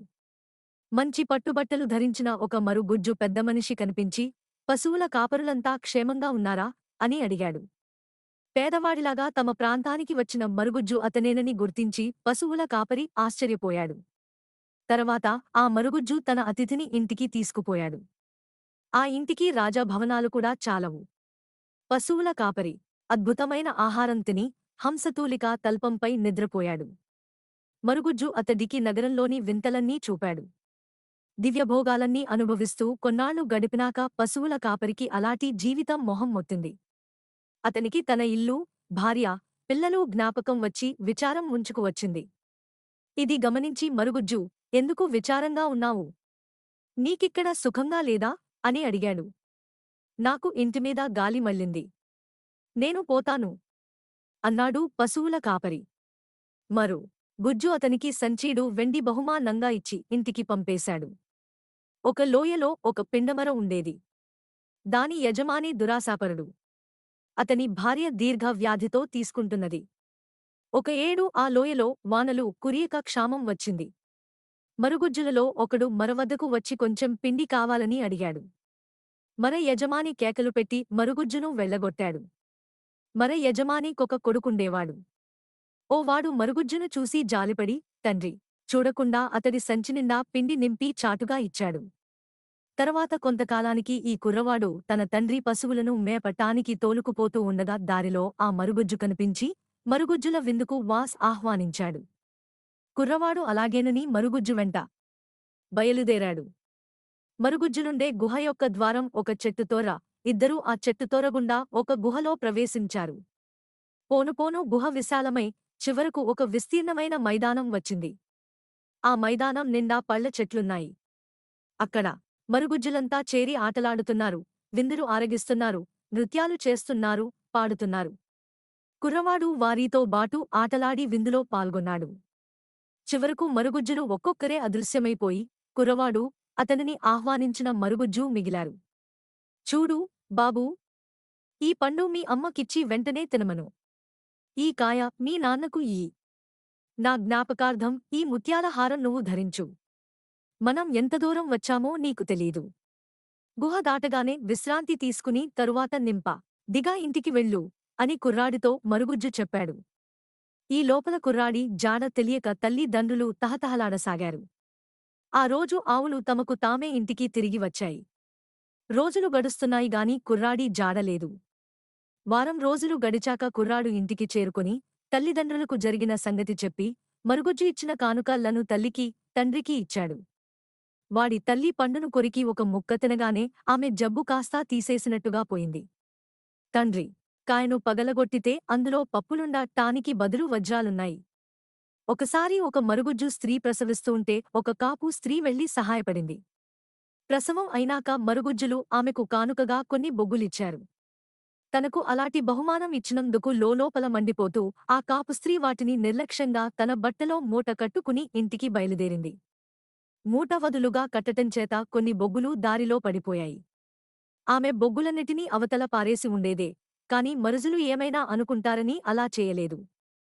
తీరా ఆమె ఇంటికి వచ్చి మూట విప్పి బొగ్గులను ఒక మూల గిరవాటు వేసేసరికి ఖంగుమని బంగారు నాణాలు మోగాయి. ఆమె తన నిర్లక్ష్యానికి ఎంతో విచారించి పోయిన బొగ్గుల కోసం వెతుకుతూ వచ్చిన దారినే వెళ్ళింది. కాని ఎక్కడా ఒక్క బొగ్గుగాని బంగారు నాణెంగాని కనిపించలేదు. ఒక లోయలో ఒక నది ఒడ్డున రాళ్ల గుట్టలమీద ఉన్న ఇంట్లో ఒక మేదరవాడు బుట్టలు అల్లి జీవిస్తూ ఉండేవాడు. వాడు చాలా బీదవాడైనప్పటికీ సుఖంగానే జీవిస్తూ ఉండేవాడు. మరుగుజ్జులు తరచూ వాడి ఇంట్లో సమావేశాలు చేస్తూ ఉండేవారు. ఒక ఏడు వరదలు వచ్చి నది పొంగింది. మేదరవాడు తన ఇల్లు మునిగిపోతుందని భయపడి తనకు గల కొద్ది వస్తువులు నది అవతలి ఒడ్డుకు చేరవేశాడు. వాడు భయపడ్డట్టే నీరు ఇంట్లోకి ప్రవేశించసాగింది. ఇంతలో మేదరవాడికి ఒక ఆర్తనాదం వినపడింది. ఆ కీచుగొంతు చూస్తే అది మరుగుజ్జుదిలాగున్నది. మేదరవాడు తన ఇంటికేసి చూసేసరికి ఇంటి కప్పుమీద ఒక మరుగుజ్జు కనిపించాడు. మేదరవాడు సాహసించి నదిని దాటి మునిగిపోతున్న ఇంటిని సమీపించి కప్పునుంచి మరుగుజ్జును దించి మనాయాసంగా యువతలికి చేర్చాడు. నువ్వు నా ప్రాణం కాపాడావు. నీ రుణం ఉంచుకోను. అదుగో ఈ సంచీలో పచ్చి బఠానీలున్నాయి, తీసుకో. వాటిని వండుకుని మీ కుటుంబమంతా తినవచ్చు. అయితే సంచీ మాత్రం ఖాళీ చెయ్యకు. ఎప్పుడూ సంచీలో 2 బఠానీ గింజలన్నా మిగిలి ఉండేటట్టు చూడు అంటూ మరుగుజ్జు మేదరవాడికి ఒక బఠానీల సంచీ బహుమానంగా ఇచ్చాడు. మేదరవాడికి ఆ బహుమతి ఏమీ నచ్చలేదు. అసలే వాడు తన వస్తువులు ఏమేమి పోయాయో అన్న విచారంలో ఉన్నాడు. ఆ రాత్రికి వాడు తన కుటుంబంతో సహా ఎవరి ఇంటనో తల దాచుకున్నాడు. తెల్లవారేసరికి నీరంతా తీసింది. అదృష్టవశాత్తు వాడి ఇల్లు వరదకు కొట్టుకుపోలేదు. వాడు తన కుటుంబంతో సహా ఇంటికి తిరిగి వచ్చాడు. ఇల్లు శుభ్రం చేసుకుని వంట చేయవలసి వచ్చేటప్పటికి వాడికి బఠానీలు ఎంతో ఉపయోగపడ్డాయి. మరుగుజ్జు చెప్పిన ప్రకారం సంచీలో 2 గింజలు మాత్రం మిగిల్చి మిగిలినవన్నీ వండుకుని తిన్నారు. మర్నాడు ఉదయం చూస్తే సంచి నిండా బఠానీలున్నాయి. ఇదే విధంగా ప్రతిరోజూ సంచి దానంతటా అదే నిండుతూండేది. దీనితో మేదర కుటుంబానికి రోజూ రుచికరమైన కూర, పుష్టికరమైనది అందుబాటులోకి వచ్చింది. ఇంటిల్లిపాది ఉత్సాహంతో బుట్టలు అల్లి వాటిని అమ్మి ఆ డబ్బులు వెనక వేసుకుంటూ సుఖపడ్డారు. ఈ సంచి ఆ మేదర కుటుంబంలో చాలా తరాలపాటు ఉన్నదట. ఒకనాడు ఒక కొత్త వంటలక్క సంచీ సంగతి తెలియక అందులోని బఠానీలన్నీ తీసి వండేసిందట. ఆ తర్వాత అది ఖాళీ సంచీగా ఉండిపోయింది. మరుగుజ్జులు ఆల్ప్స్ పర్వతాలను విడిచిపెట్టి పోవటానికి కారణం అక్కడి మనుమలువారికి చూపిన కృతజ్ఞత, దరణ అని చెబుతారు. ఈ అనాదరణకు ఉదాహరణగా ఒక్క కథ చెబుతాను. ఒకనాడు ఒక యువకుడు పాలానికి ఎరువు వేస్తుండగా కొందరు మరుగుజ్జులు సహాయం చేయవచ్చారు. మరుగుజ్జులు ధరించే బట్టలు నేలను తాకుతూ ఉండేవి. అందుచేత వారి పాదాలు కనిపించేవి కావు. అయితే మరుగుజ్జుల పాదాలు బాతు పాదాలలాగా ఉంటాయని ఆ యువకుడు విని ఉన్నాడు. అది నిజమో కాదో తెలుసుకోవటానికిగాను ఒక సున్నం బస్తాను ఆ ప్రదేశంలో కుమ్మరించాడు. మరుగుజ్జులు మామూలు ప్రకారం యువకుడితో మాట్లాడి అతనికి అన్ని పనులు చేసిపెట్టి వెళ్ళిపోయారు. సున్నంలో వారి పాదాల గుర్తులు పడ్డాయి. అవి బాతు పాదాలలాగే ఉన్నాయి. కాని ఆ తర్వాత ఆ ప్రాంతంలో ఎక్కడా మరుగుజ్జులు కనిపించిన పాపానపోలేదు. అహింసాజ్యోతి ఈ లోపుగా ఉజ్జయినిరాజు మందు మింగి తాను తాగినది నూనె అని తెలుసుకుని పట్టరాని ఆగ్రహం చెంది ఆ జీవకుణ్ణి పట్టుకుని కొరత వెయ్యండి అని ఆజ్ఞాపించాడు. అయితే జీవకుడు భద్రవతిపైన పరారీ అయాడని తెలిసింది. రాజు తన ప్రధాన బోయి అయిన ఒప్పణికుడనేవాణ్ణి పిలిచి, ఓరి, నీవు జీవకుణ్ణి పట్టి తెస్తే గొప్ప బహుమానం ఇస్తాను అన్నాడు. ఒప్పణికుడు కౌశాంబనగరం చేరి జీవకుణ్ణి కలుసుకుని, మహారాజుగారు మిమ్మల్ని రమ్మన్నారు అని చెప్పాడు. నాకు ఆకలిగా ఉన్నది. భోజనం చేసి బయలుదేరుతాను. నువ్వు కూడా నాతో పాటు భోజనం చెయ్యి అన్నాడు జీవకుడు. ఒప్పణకు దిందుకు అంగీకరించలేదు. పోనీ ఈ పండైనా తిను అంటూ జీవకుడు ఒక పండును సగానికి కోసి ఒక సగం బోయికిచ్చాడు. ఆ పండు తింటూనే ఒప్పణికుడి శరీరం నీరసంగా అయిపోయింది. వాడు చేతులు కాళ్ళు కదల్చలేకపోయాడు. జీవకుడు తాపీగా భోజనం చేసి తన ఏనుగుకు నీరు పెట్టించి ఒప్పణికుడి వద్దకు వచ్చి, నన్ను రాజుగారి వద్దకు తీసుకుపోతారంటివిగదా, కదలవేం అన్నాడు. బాబూ, నన్ను మామూలు మనిషిగా చెయ్యండి. మీరెక్కడికి రమ్మంటే దికి వస్తాను. ఏ పని చేయమంటే ఆ పని చేస్తాను అన్నాడు ఒప్పణికుడు. సరే అయితే ఆ మిగిలిన సగం పండు తిను అన్నాడు జీవకుడు నవ్వుతూ. అమ్మబాబో, సగం పండు తింటేనే కాళ్ళు చేతులు చచ్చుపడిపోయాయి. అది కూడా తింటే పూర్తిగా చచ్చేపోతాను అన్నాడు ఒప్పకుడు. ఓరి, నేనెప్పుడూ ఎవరి ప్రాణమూ తీయలేదు. శరీరం చచ్చుపడిపోయేటట్టు కూడా ఇంతకు ముందెవరికీ చేయలేదు. మామూలు మనిషివి అవుతావు. మిగిలిన పండు తిను అన్నాడు జీవకుడు. అతని మాట నమ్మి ఆ ప్రకారమే చేసి ఒప్పటికుడు మామూలు మనిషి అయాడు. ఇక నీవు ఉజ్జయినికి తిరిగిపో. రాజు కిపాటికి వ్యాధి నయమై ఉంటుంది. అందుచేత నిన్నేమీ అనడు అని ఒప్పణికుడితో చెప్పి జీవకుడు తన దారిన రాజగృహానికి వెళ్లి బింబిసార మహారాజుకు జరిగిన సంగతి యావత్తూ తెలియజేశాడు. ఇదంతా జరిగిన కొంతకాలానికి జీవకుడు బుద్ధుడికి చికిత్స చేయటం తటస్థించింది. అది ఇలా జరిగింది. ఒకనాడు ఆనందుడు జీవకుడి వద్దకు వచ్చి బుద్ధుడికి సుస్థిగా ఉన్నదని, ఆయనను చూసి చికిత్స చేయమని అడిగాడు. జీవకుడు విహారానికి వెళ్లి బుద్ధుణ్ణి పరీక్ష చేసి ఆయన జబ్బుకు కారణాలు 3 దోషాలని గ్రహించాడు. అందుకుగాను అతను 3 ఔషధాలు తయారుచేసి వాటిని 3 కమలాలలో ఉంచి బుద్ధుడికిచ్చి, ఆ కమలాలను వాసన చూసినట్టయితే ఆరోగ్యం చక్కబడుతుందని చెప్పాడు. అలాగే బుద్ధుడికి ఆరోగ్యం చేకూరింది. జీవకుడి చికిత్స వల్ల ఆరోగ్యం పొందిన చండప్రజోతుడు జీవకుడికి కానుకగా 2 అమూల్యమైన శాలువలను పంపాడు. వాటిలో ఒకదాన్ని తెచ్చి జీవకుడు బుద్ధుడికి కానుకగా సమర్పించాడు. బుద్ధుడు ఆనందుణ్ణి పిలిచి, మన భిక్షువులకు ఇలాంటి వెలలేని కానుకలు లభించినట్టయితే వారికి చోరభయం సంప్రాప్తమవుతుందేమో అన్నాడు. ఆనందుడు జీవకుడిచ్చిన శాలువను 30 ముక్కలుగా కత్తిరించి 5 ముక్కలు కలిపి కుట్టి వస్త్రాలుగా తయారు చేశాడు. ఇది చూసి బుద్ధుడు సంతోషించి, భిక్షువులెవరూ 3 వస్త్రాలకన్నా ఎక్కువ ఉంచుకోరాదని, వాటిలో 30 అతుకులుండాలని శాసించాడు. జీవకుడు కూడా బుద్ధుడి ఉపదేశం విని ఆయన శిష్యగణంలో చేరాడు. ఆయన బుద్ధు ముప్పూటలా చూడాలని కోరాడు. అయితే వేలువన విహారం చాలా దూరం అయిపోయింది.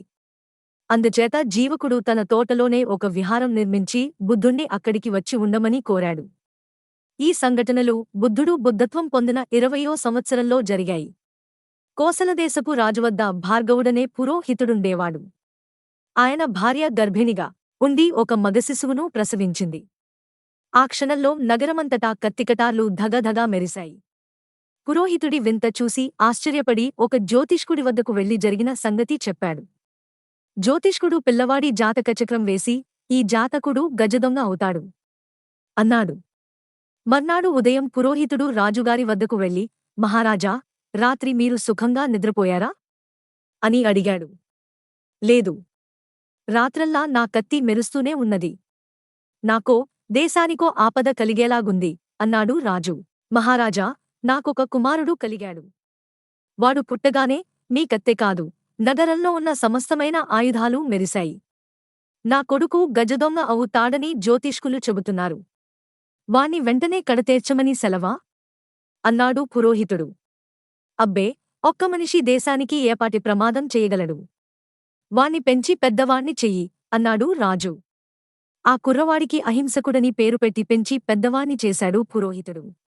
చదువుకునే ఈడు రాగానే అహింసకుడు తక్షశిలకు వెళ్లి ఒక గురువు దగ్గర విద్యాభ్యాసం ఆరంభించాడు. మిగిలిన వారందరినీ వాడు చదువులో మించిపోయాడు. ఆది చూసి ఇతర శిష్యులు అసూయ చెంది వాడికి ఎలాగైనా శాస్తి చేయాలని నిశ్చయించి కూడా బలుక్కున్నారు. ఆ తర్వాత కొందరు వెళ్లి గురువుగారితో, అహింసకుడికి గురువుగారి భార్యకు ఏదో సంబంధం ఉన్నట్టు చాడీ చెప్పారు. గురువుగారు ఇది నిజమేనా అని మిగిలినవాళ్లను అడిగితే నిజమేనన్నారు వాళ్ళు. గురువుగారు ఈ మాటను నమ్మలేక నమ్మకుండానూ ఉండలేక తన భార్య అహింస కుడిపట్ల ఎలా ప్రవర్తించేది గమనించసాగాడు. పాపం, ఆవిడ వాణ్ణి ఎంతో ఆప్యాయంగా చూసేది. ఆమెకు శిష్యులు చేస్తున్న కుట్ర గురించి ఏమీ తెలియదు. చిట్టచివరకు గురువుగారికి అహింసకుడిపైన మాత్సర్యం ఏర్పడింది. వాణ్ణి చంపేద్దామనుకున్నాడుగాని ఈ సంగతి తెలిస్తే తన దగ్గర చదువుకోవటానికి ఎవరూ రారని భయపడ్డాడు. అందుచేత ఆయన అహింసకుణ్ణి పిలిచి, ఇక నేను నీకు చదువు చెప్పేదిలేదు. నీకు నిజంగానే చదువుకోవాలని ఉంటే 1000 మంది మనుషులను హత్యచేసి దానికి నిదర్శనంగా వారి చేతి వేలు ఒక్కొక్కటి చొప్పున కోసి తెచ్చి నాకు చూపించు. అప్పుడు చదువు చెబుతాను అన్నాడు. అయ్యా, ఇతరులకు హాని చేయటం మా వంశాచారం కాదు. కాని నాకు చదవాలని అభిలాష బలంగా ఉన్నది. 1000 మందిని చంపితేగాని చదువు చెప్పనంటున్నారు గనక ఇది మీ ఆజ్ఞగా భావించి 1000 మందిని హత్యలు చేసి 1000 వేళ్లు మీకు తెచ్చి సమర్పించుకుంటాను అని అహింసకుడు అరణ్యానికి వెళ్ళిపోయాడు. ఆ అరణ్యంలో 8 దార్లు కలిసే చోట వాడు పొంచి ఉండి అటుగా వచ్చేవారందా రిని హత్య చేసి చచ్చిన ప్రతి మనిషి వేలు ఒకటి కోసి తన వద్ద పెట్టుకున్నాడు. ఇందువల్ల వాడికి ఆంగుళిమాలుడు అని పేరు వచ్చింది. ఇలా అనేక హత్యలు జరిగి ప్రజలలో కలవరం పుట్టగా కొందరు రాజుగారి వద్దకు వెళ్లి, మహాప్రభూ, ఎవడో గజదొంగ అరణ్యంలో చేరి అటుగా వెళ్లినవారినల్లా చంపేస్తున్నాడు. తమరు సైన్యంతో సహా వెళ్లి వాణ్ణి నాశనం చేయకపోతే దేశం నిర్జనమైపోతుంది అని మొరపెట్టుకున్నారు. రాజుగారు వారు కోరిన ప్రకారం సైన్యాన్ని పంపి అంగుళిమాలుణ్ణి చంపేయ నిశ్చయించారు. ఈ వార్త నగరమంతా పొక్కింది. పురోహితుడు కూడా సంగతంతా విని తన భార్యతో, ఈ అంగుళిమాలుడు మన పిల్లవాడే అయి ఉంటాడు. వాణ్ణి సైనికులు చంపేస్తారు. ఏం చేద్దాం అన్నాడు.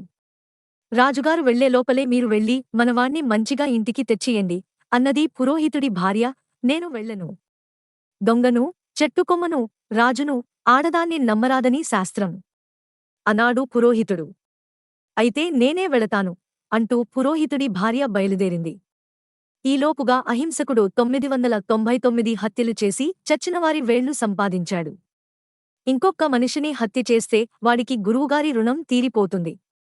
ఎవరు కనిపిస్తే వారిని చంపటానికి సిద్ధపడివాడు అరణ్యంలో ఒక చోట పొంచి ఉన్నాడు. నిజానికి వెయ్యో మనిషి వాడి తల్లి కావలసిందే. కాని ఆమె అరణ్యంలోకి వచ్చే లోపుగా బుద్ధుడు అటుకేసి రావటం జరిగింది. దారిలో కొందరు గొర్రెల కాపర్లు బుద్ధుణ్ణి చూసి, స్వామీ, అటుగా వెళుతున్నారా? ఆ దారిన 40-50 మందికి తక్కువ సంఖ్యలో వెళ్లటానికి ఎవరూ సాహసించరు. అక్కడ గజదొంగ ఉన్నాడు, ఒంటరిగా చిక్కినవారందరి ప్రాణాలు తీస్తాడు అన్నారు. కాని బుద్ధుడు ఆ గొర్రెల కాపరుల హెచ్చరికలు లక్ష్యపెట్టకుండా అరణ్యంలో ముందుకు నడిచాడు. అంగుళిమాలుడు దూరానే సన్యాసిని ఒకణ్ణి చూసి, ఈ మనిషిని చంపేశానంటే నా పని పూర్తి అవుతుంది అని సంతోషించాడు. నిజానికి వాడికిది మంచి అవకాశంగా కనబడింది. ఎందుకంటే వాడు లోగడ చేసిన హత్యల ఫలితంగా మనుషులు జాగ్రత్తగా మసులుకుంటూ వాడికి అందకుండా తిరుగుతున్నారు. బుద్ధుడు నడిచిపోతుంటే ఆయనను అందుకోవటానికి అంగుళిమాలుడు వెంటపడ్డాడు. వాడు ఎంత వేగంగా పరిగెత్తినా ముందు పోతున్న బుద్ధుణ్ణి కలుసుకోవటం సాధ్యం కాలేదు.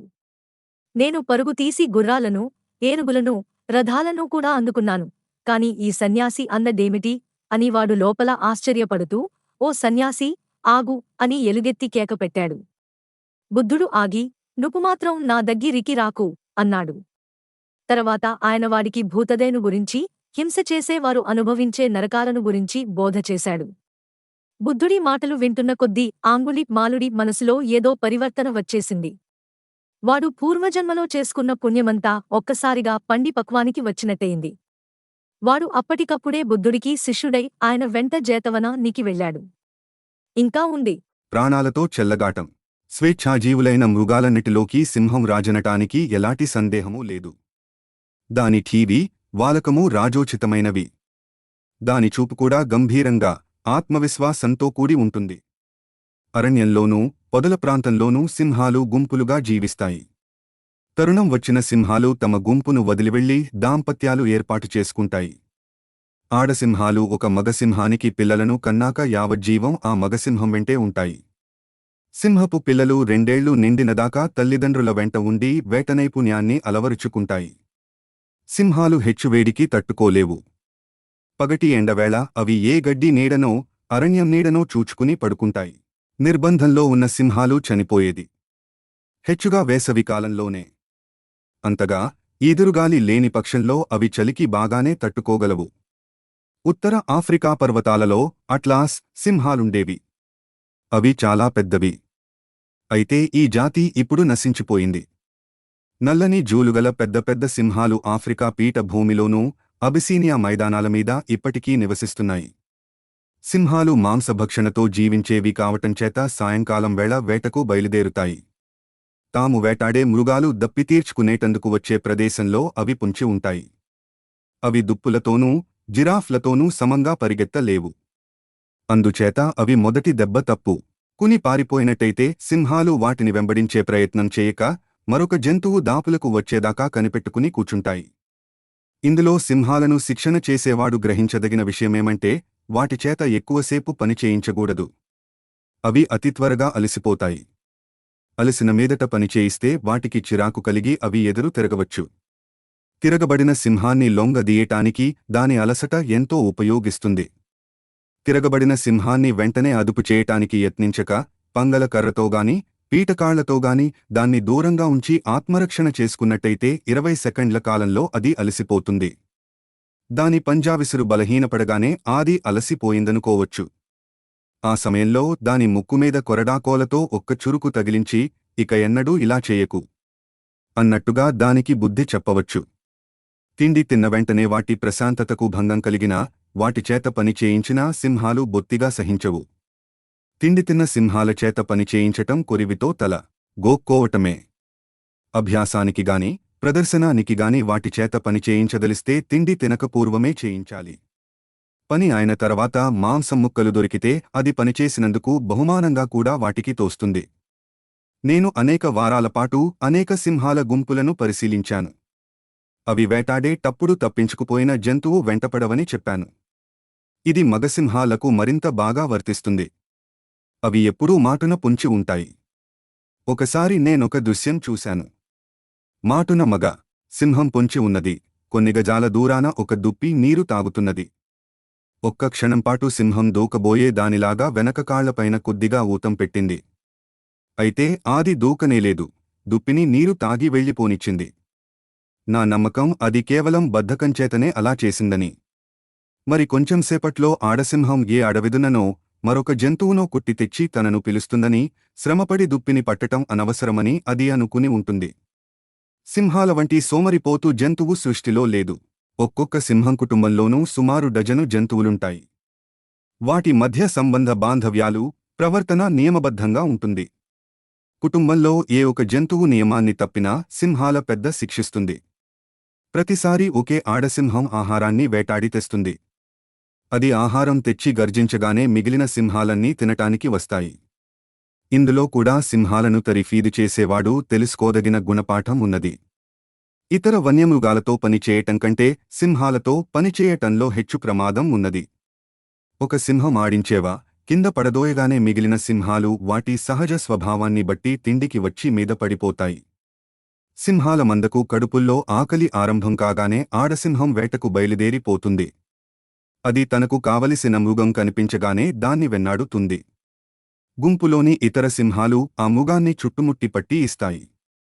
వేటాడేటప్పుడు సింహం తన సహజ స్వభావం పైన మాత్రమే ఆధారపడుతుంది. దానికి సూక్ష్మమైన వాసన శక్తి లేదు. ఈ విషయాన్ని నేను స్వయంగా రుజువు చేశాను.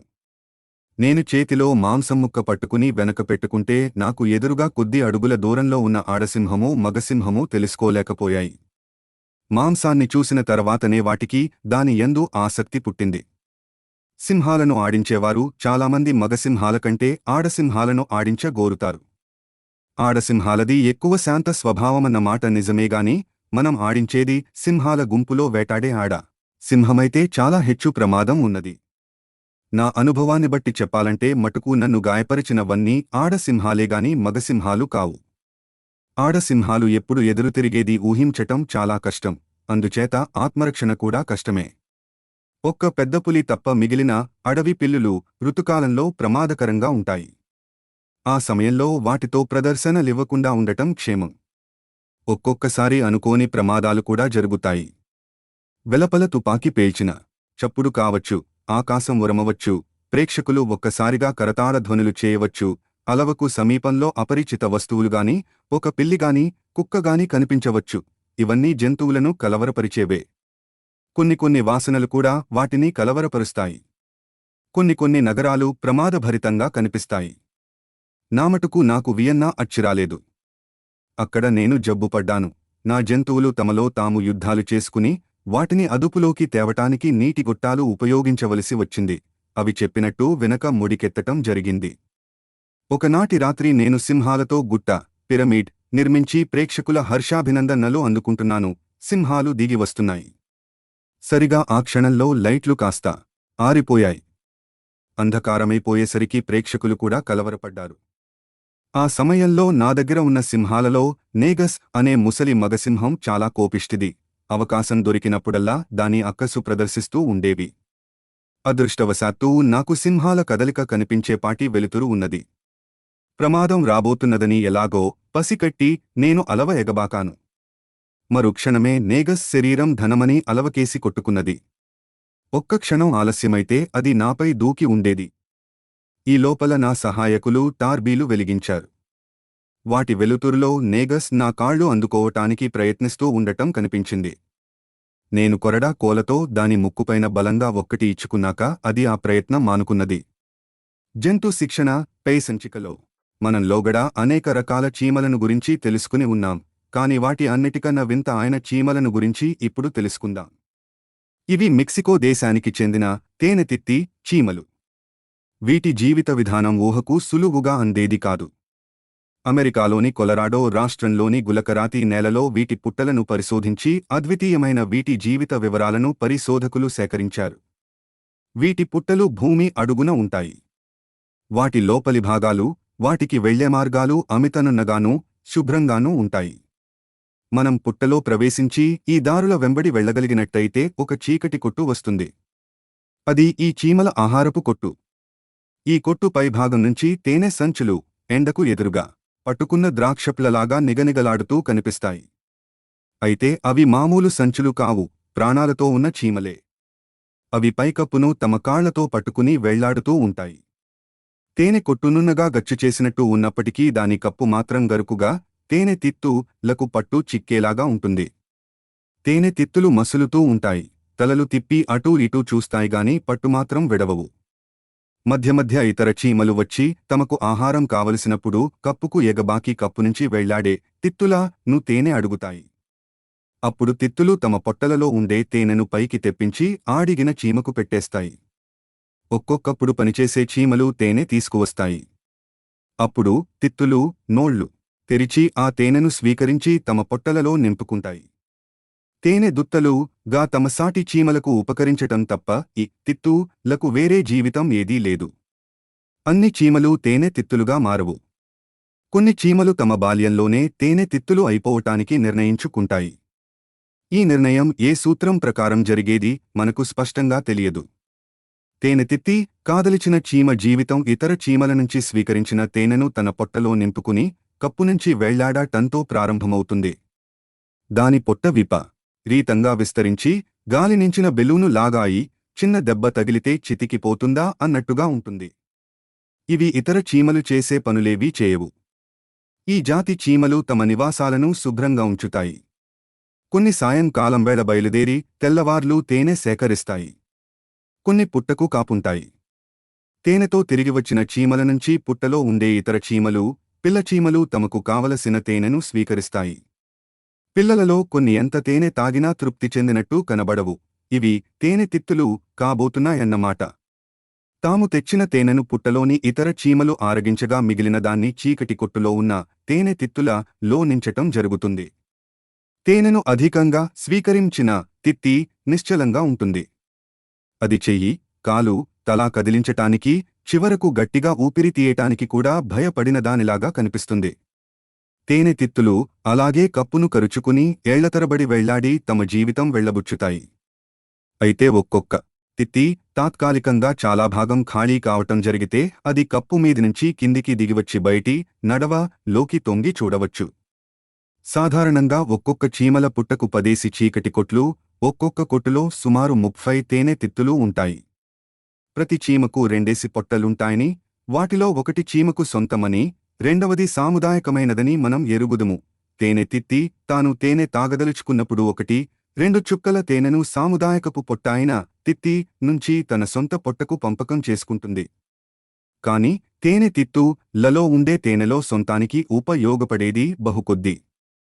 తేనె తిత్తులుగా మారిపోయిన చీమలకు పనిచేసే శక్తి, కదలాలనే కోరిక పోయినట్టుగా కనిపిస్తుంది. అయితే అప్పుడప్పుడు అవి కప్పును తమ వెనక కాళ్లతో పట్టుకుని మధ్యకాళ్లతో తమ శరీరాలను శుభ్రం చేసుకుంటాయి. ఒకవేళ అవి తమను తాము శుభ్రం చేసుకోకపోయినా ఇతర చీమలు వచ్చి తేనె కొట్టు యావత్తూ శుభ్రం చేసి తేనెతిత్తులన్నిటినీ తుడిచి వెళ్లుతుంటాయి. కొత్త తేనెతిత్తులు ఏర్పాటవుతూ ఉంటే పాతవి పోతూ ఉంటాయి. అనేక ఏళ్లుగా కప్పును పట్టుకుని వెళ్లాడుతూ ఉండిన తేనెతిత్తి ఒకటి పట్టు తప్పి కిందపడి కాళ్లు, తలా కొట్టుకుంటుంది. అరుదుగా అది బోర్లా పడగలుగుతుంది. అప్పుడది ఎంతో ప్రయాసతో నున్నటి గోడలను పట్టుకుని పాకుతూ కప్పును చేరుకుని మళ్లీ ఎప్పటిలాగే వెళ్లాడుతుంది. సాధారణంగా అది బోర్లాపడలేదు. నేలమీదనే ఉండి కాళ్లు తన్నుకుంటుంది. మిగిలిన చీమలు దానికి అన్ని సపర్యలు చేస్తాయిగాని మోసుకుపోయి కప్పుకు మాత్రం చేర్చవు. ఆ విధంగా అది 2-3 నెలలపాటు అలాగే ఉండిపోవటం కూడా జరుగుతుంది. తరువాత అది చనిపోతుంది. ఒక్కొక్కప్పుడు చీమ కప్పునుంచి పడగానే తిత్తి చిట్లిపోతుంది. ఇలా చిట్లిన తిత్తి తిరిగి దానంతటా అదే సరికావచ్చు. చీమ తిరిగి కప్పును చేరిపోవచ్చు. తిత్తి పగిలి తేనె నేలపై ఒలకటం జరిగితే ఆ వాసనకు చీమలన్నీ వచ్చి ఒలికిన తేనెను ఆరగిస్తాయి. ఇంకా ఏమైనా మిగిలిపోతే దానిని కప్పున వెళ్లాడే తేనెతిత్తులలో నించుతాయి. ఒక్కొక్కసారి తేనెతిత్తులు కప్పును కరుచుకుని ఉండే చనిపోతాయి. మిగిలిన చీమలు ఆ సంగతి వెంటనే తెలుసుకోలేవు. అవి మిగిలిన తేనెతిత్తుల తోబాటు చనిపోయిన దాన్ని కూడా శుభ్రం చేస్తాయి. తేనె పెట్టమనిగాని తీసుకోమనిగాని ఇతర చీమలు చనిపోయిన తిత్తి వద్దకు వస్తే అది నోరు తెరవనప్పుడు వాటికి అనుమానం తగులుతుంది. పరుసగా అనేక చీమలు వచ్చి నోరు తెరు అని దాన్ని అడుగుతాయి. కాని అది నోరు తెరవదు. అప్పుడది చనిపోయినట్టు రూఢి అవుతుంది. చనిపోయిన తేనెతిత్తులకు శాస్త్రోక్తంగా అంత్యక్రియలు జరుగుతాయి. కొన్ని చీమలు కప్పును ఎక్కి చచ్చిన చీమ తాలూకు తిత్తిని కొరికి కత్తిరించి కింద పడేస్తాయి. తర్వాత ఆ తిత్తిని నడవల వెంబడి ఒక ప్రత్యేక శ్మశానానికి తీసుకుపోయి అక్కడ లోగడ ఉంచిన ఇతర తిత్తుల సరసను చేర్చుతాయి. ఆ తర్వాత కప్పును పట్టుకుని ఉన్న కాళ్లను ఉపాయంగా సడలించి మిగిలిన చీమ భాగాన్ని కూడా కింద పడేసి దాన్ని కూడా తిత్తితోబాటే సమాధి చేస్తాయి. ఈ అంత్యక్రియలలో అనేక చీమలు పాల్గొంటాయి.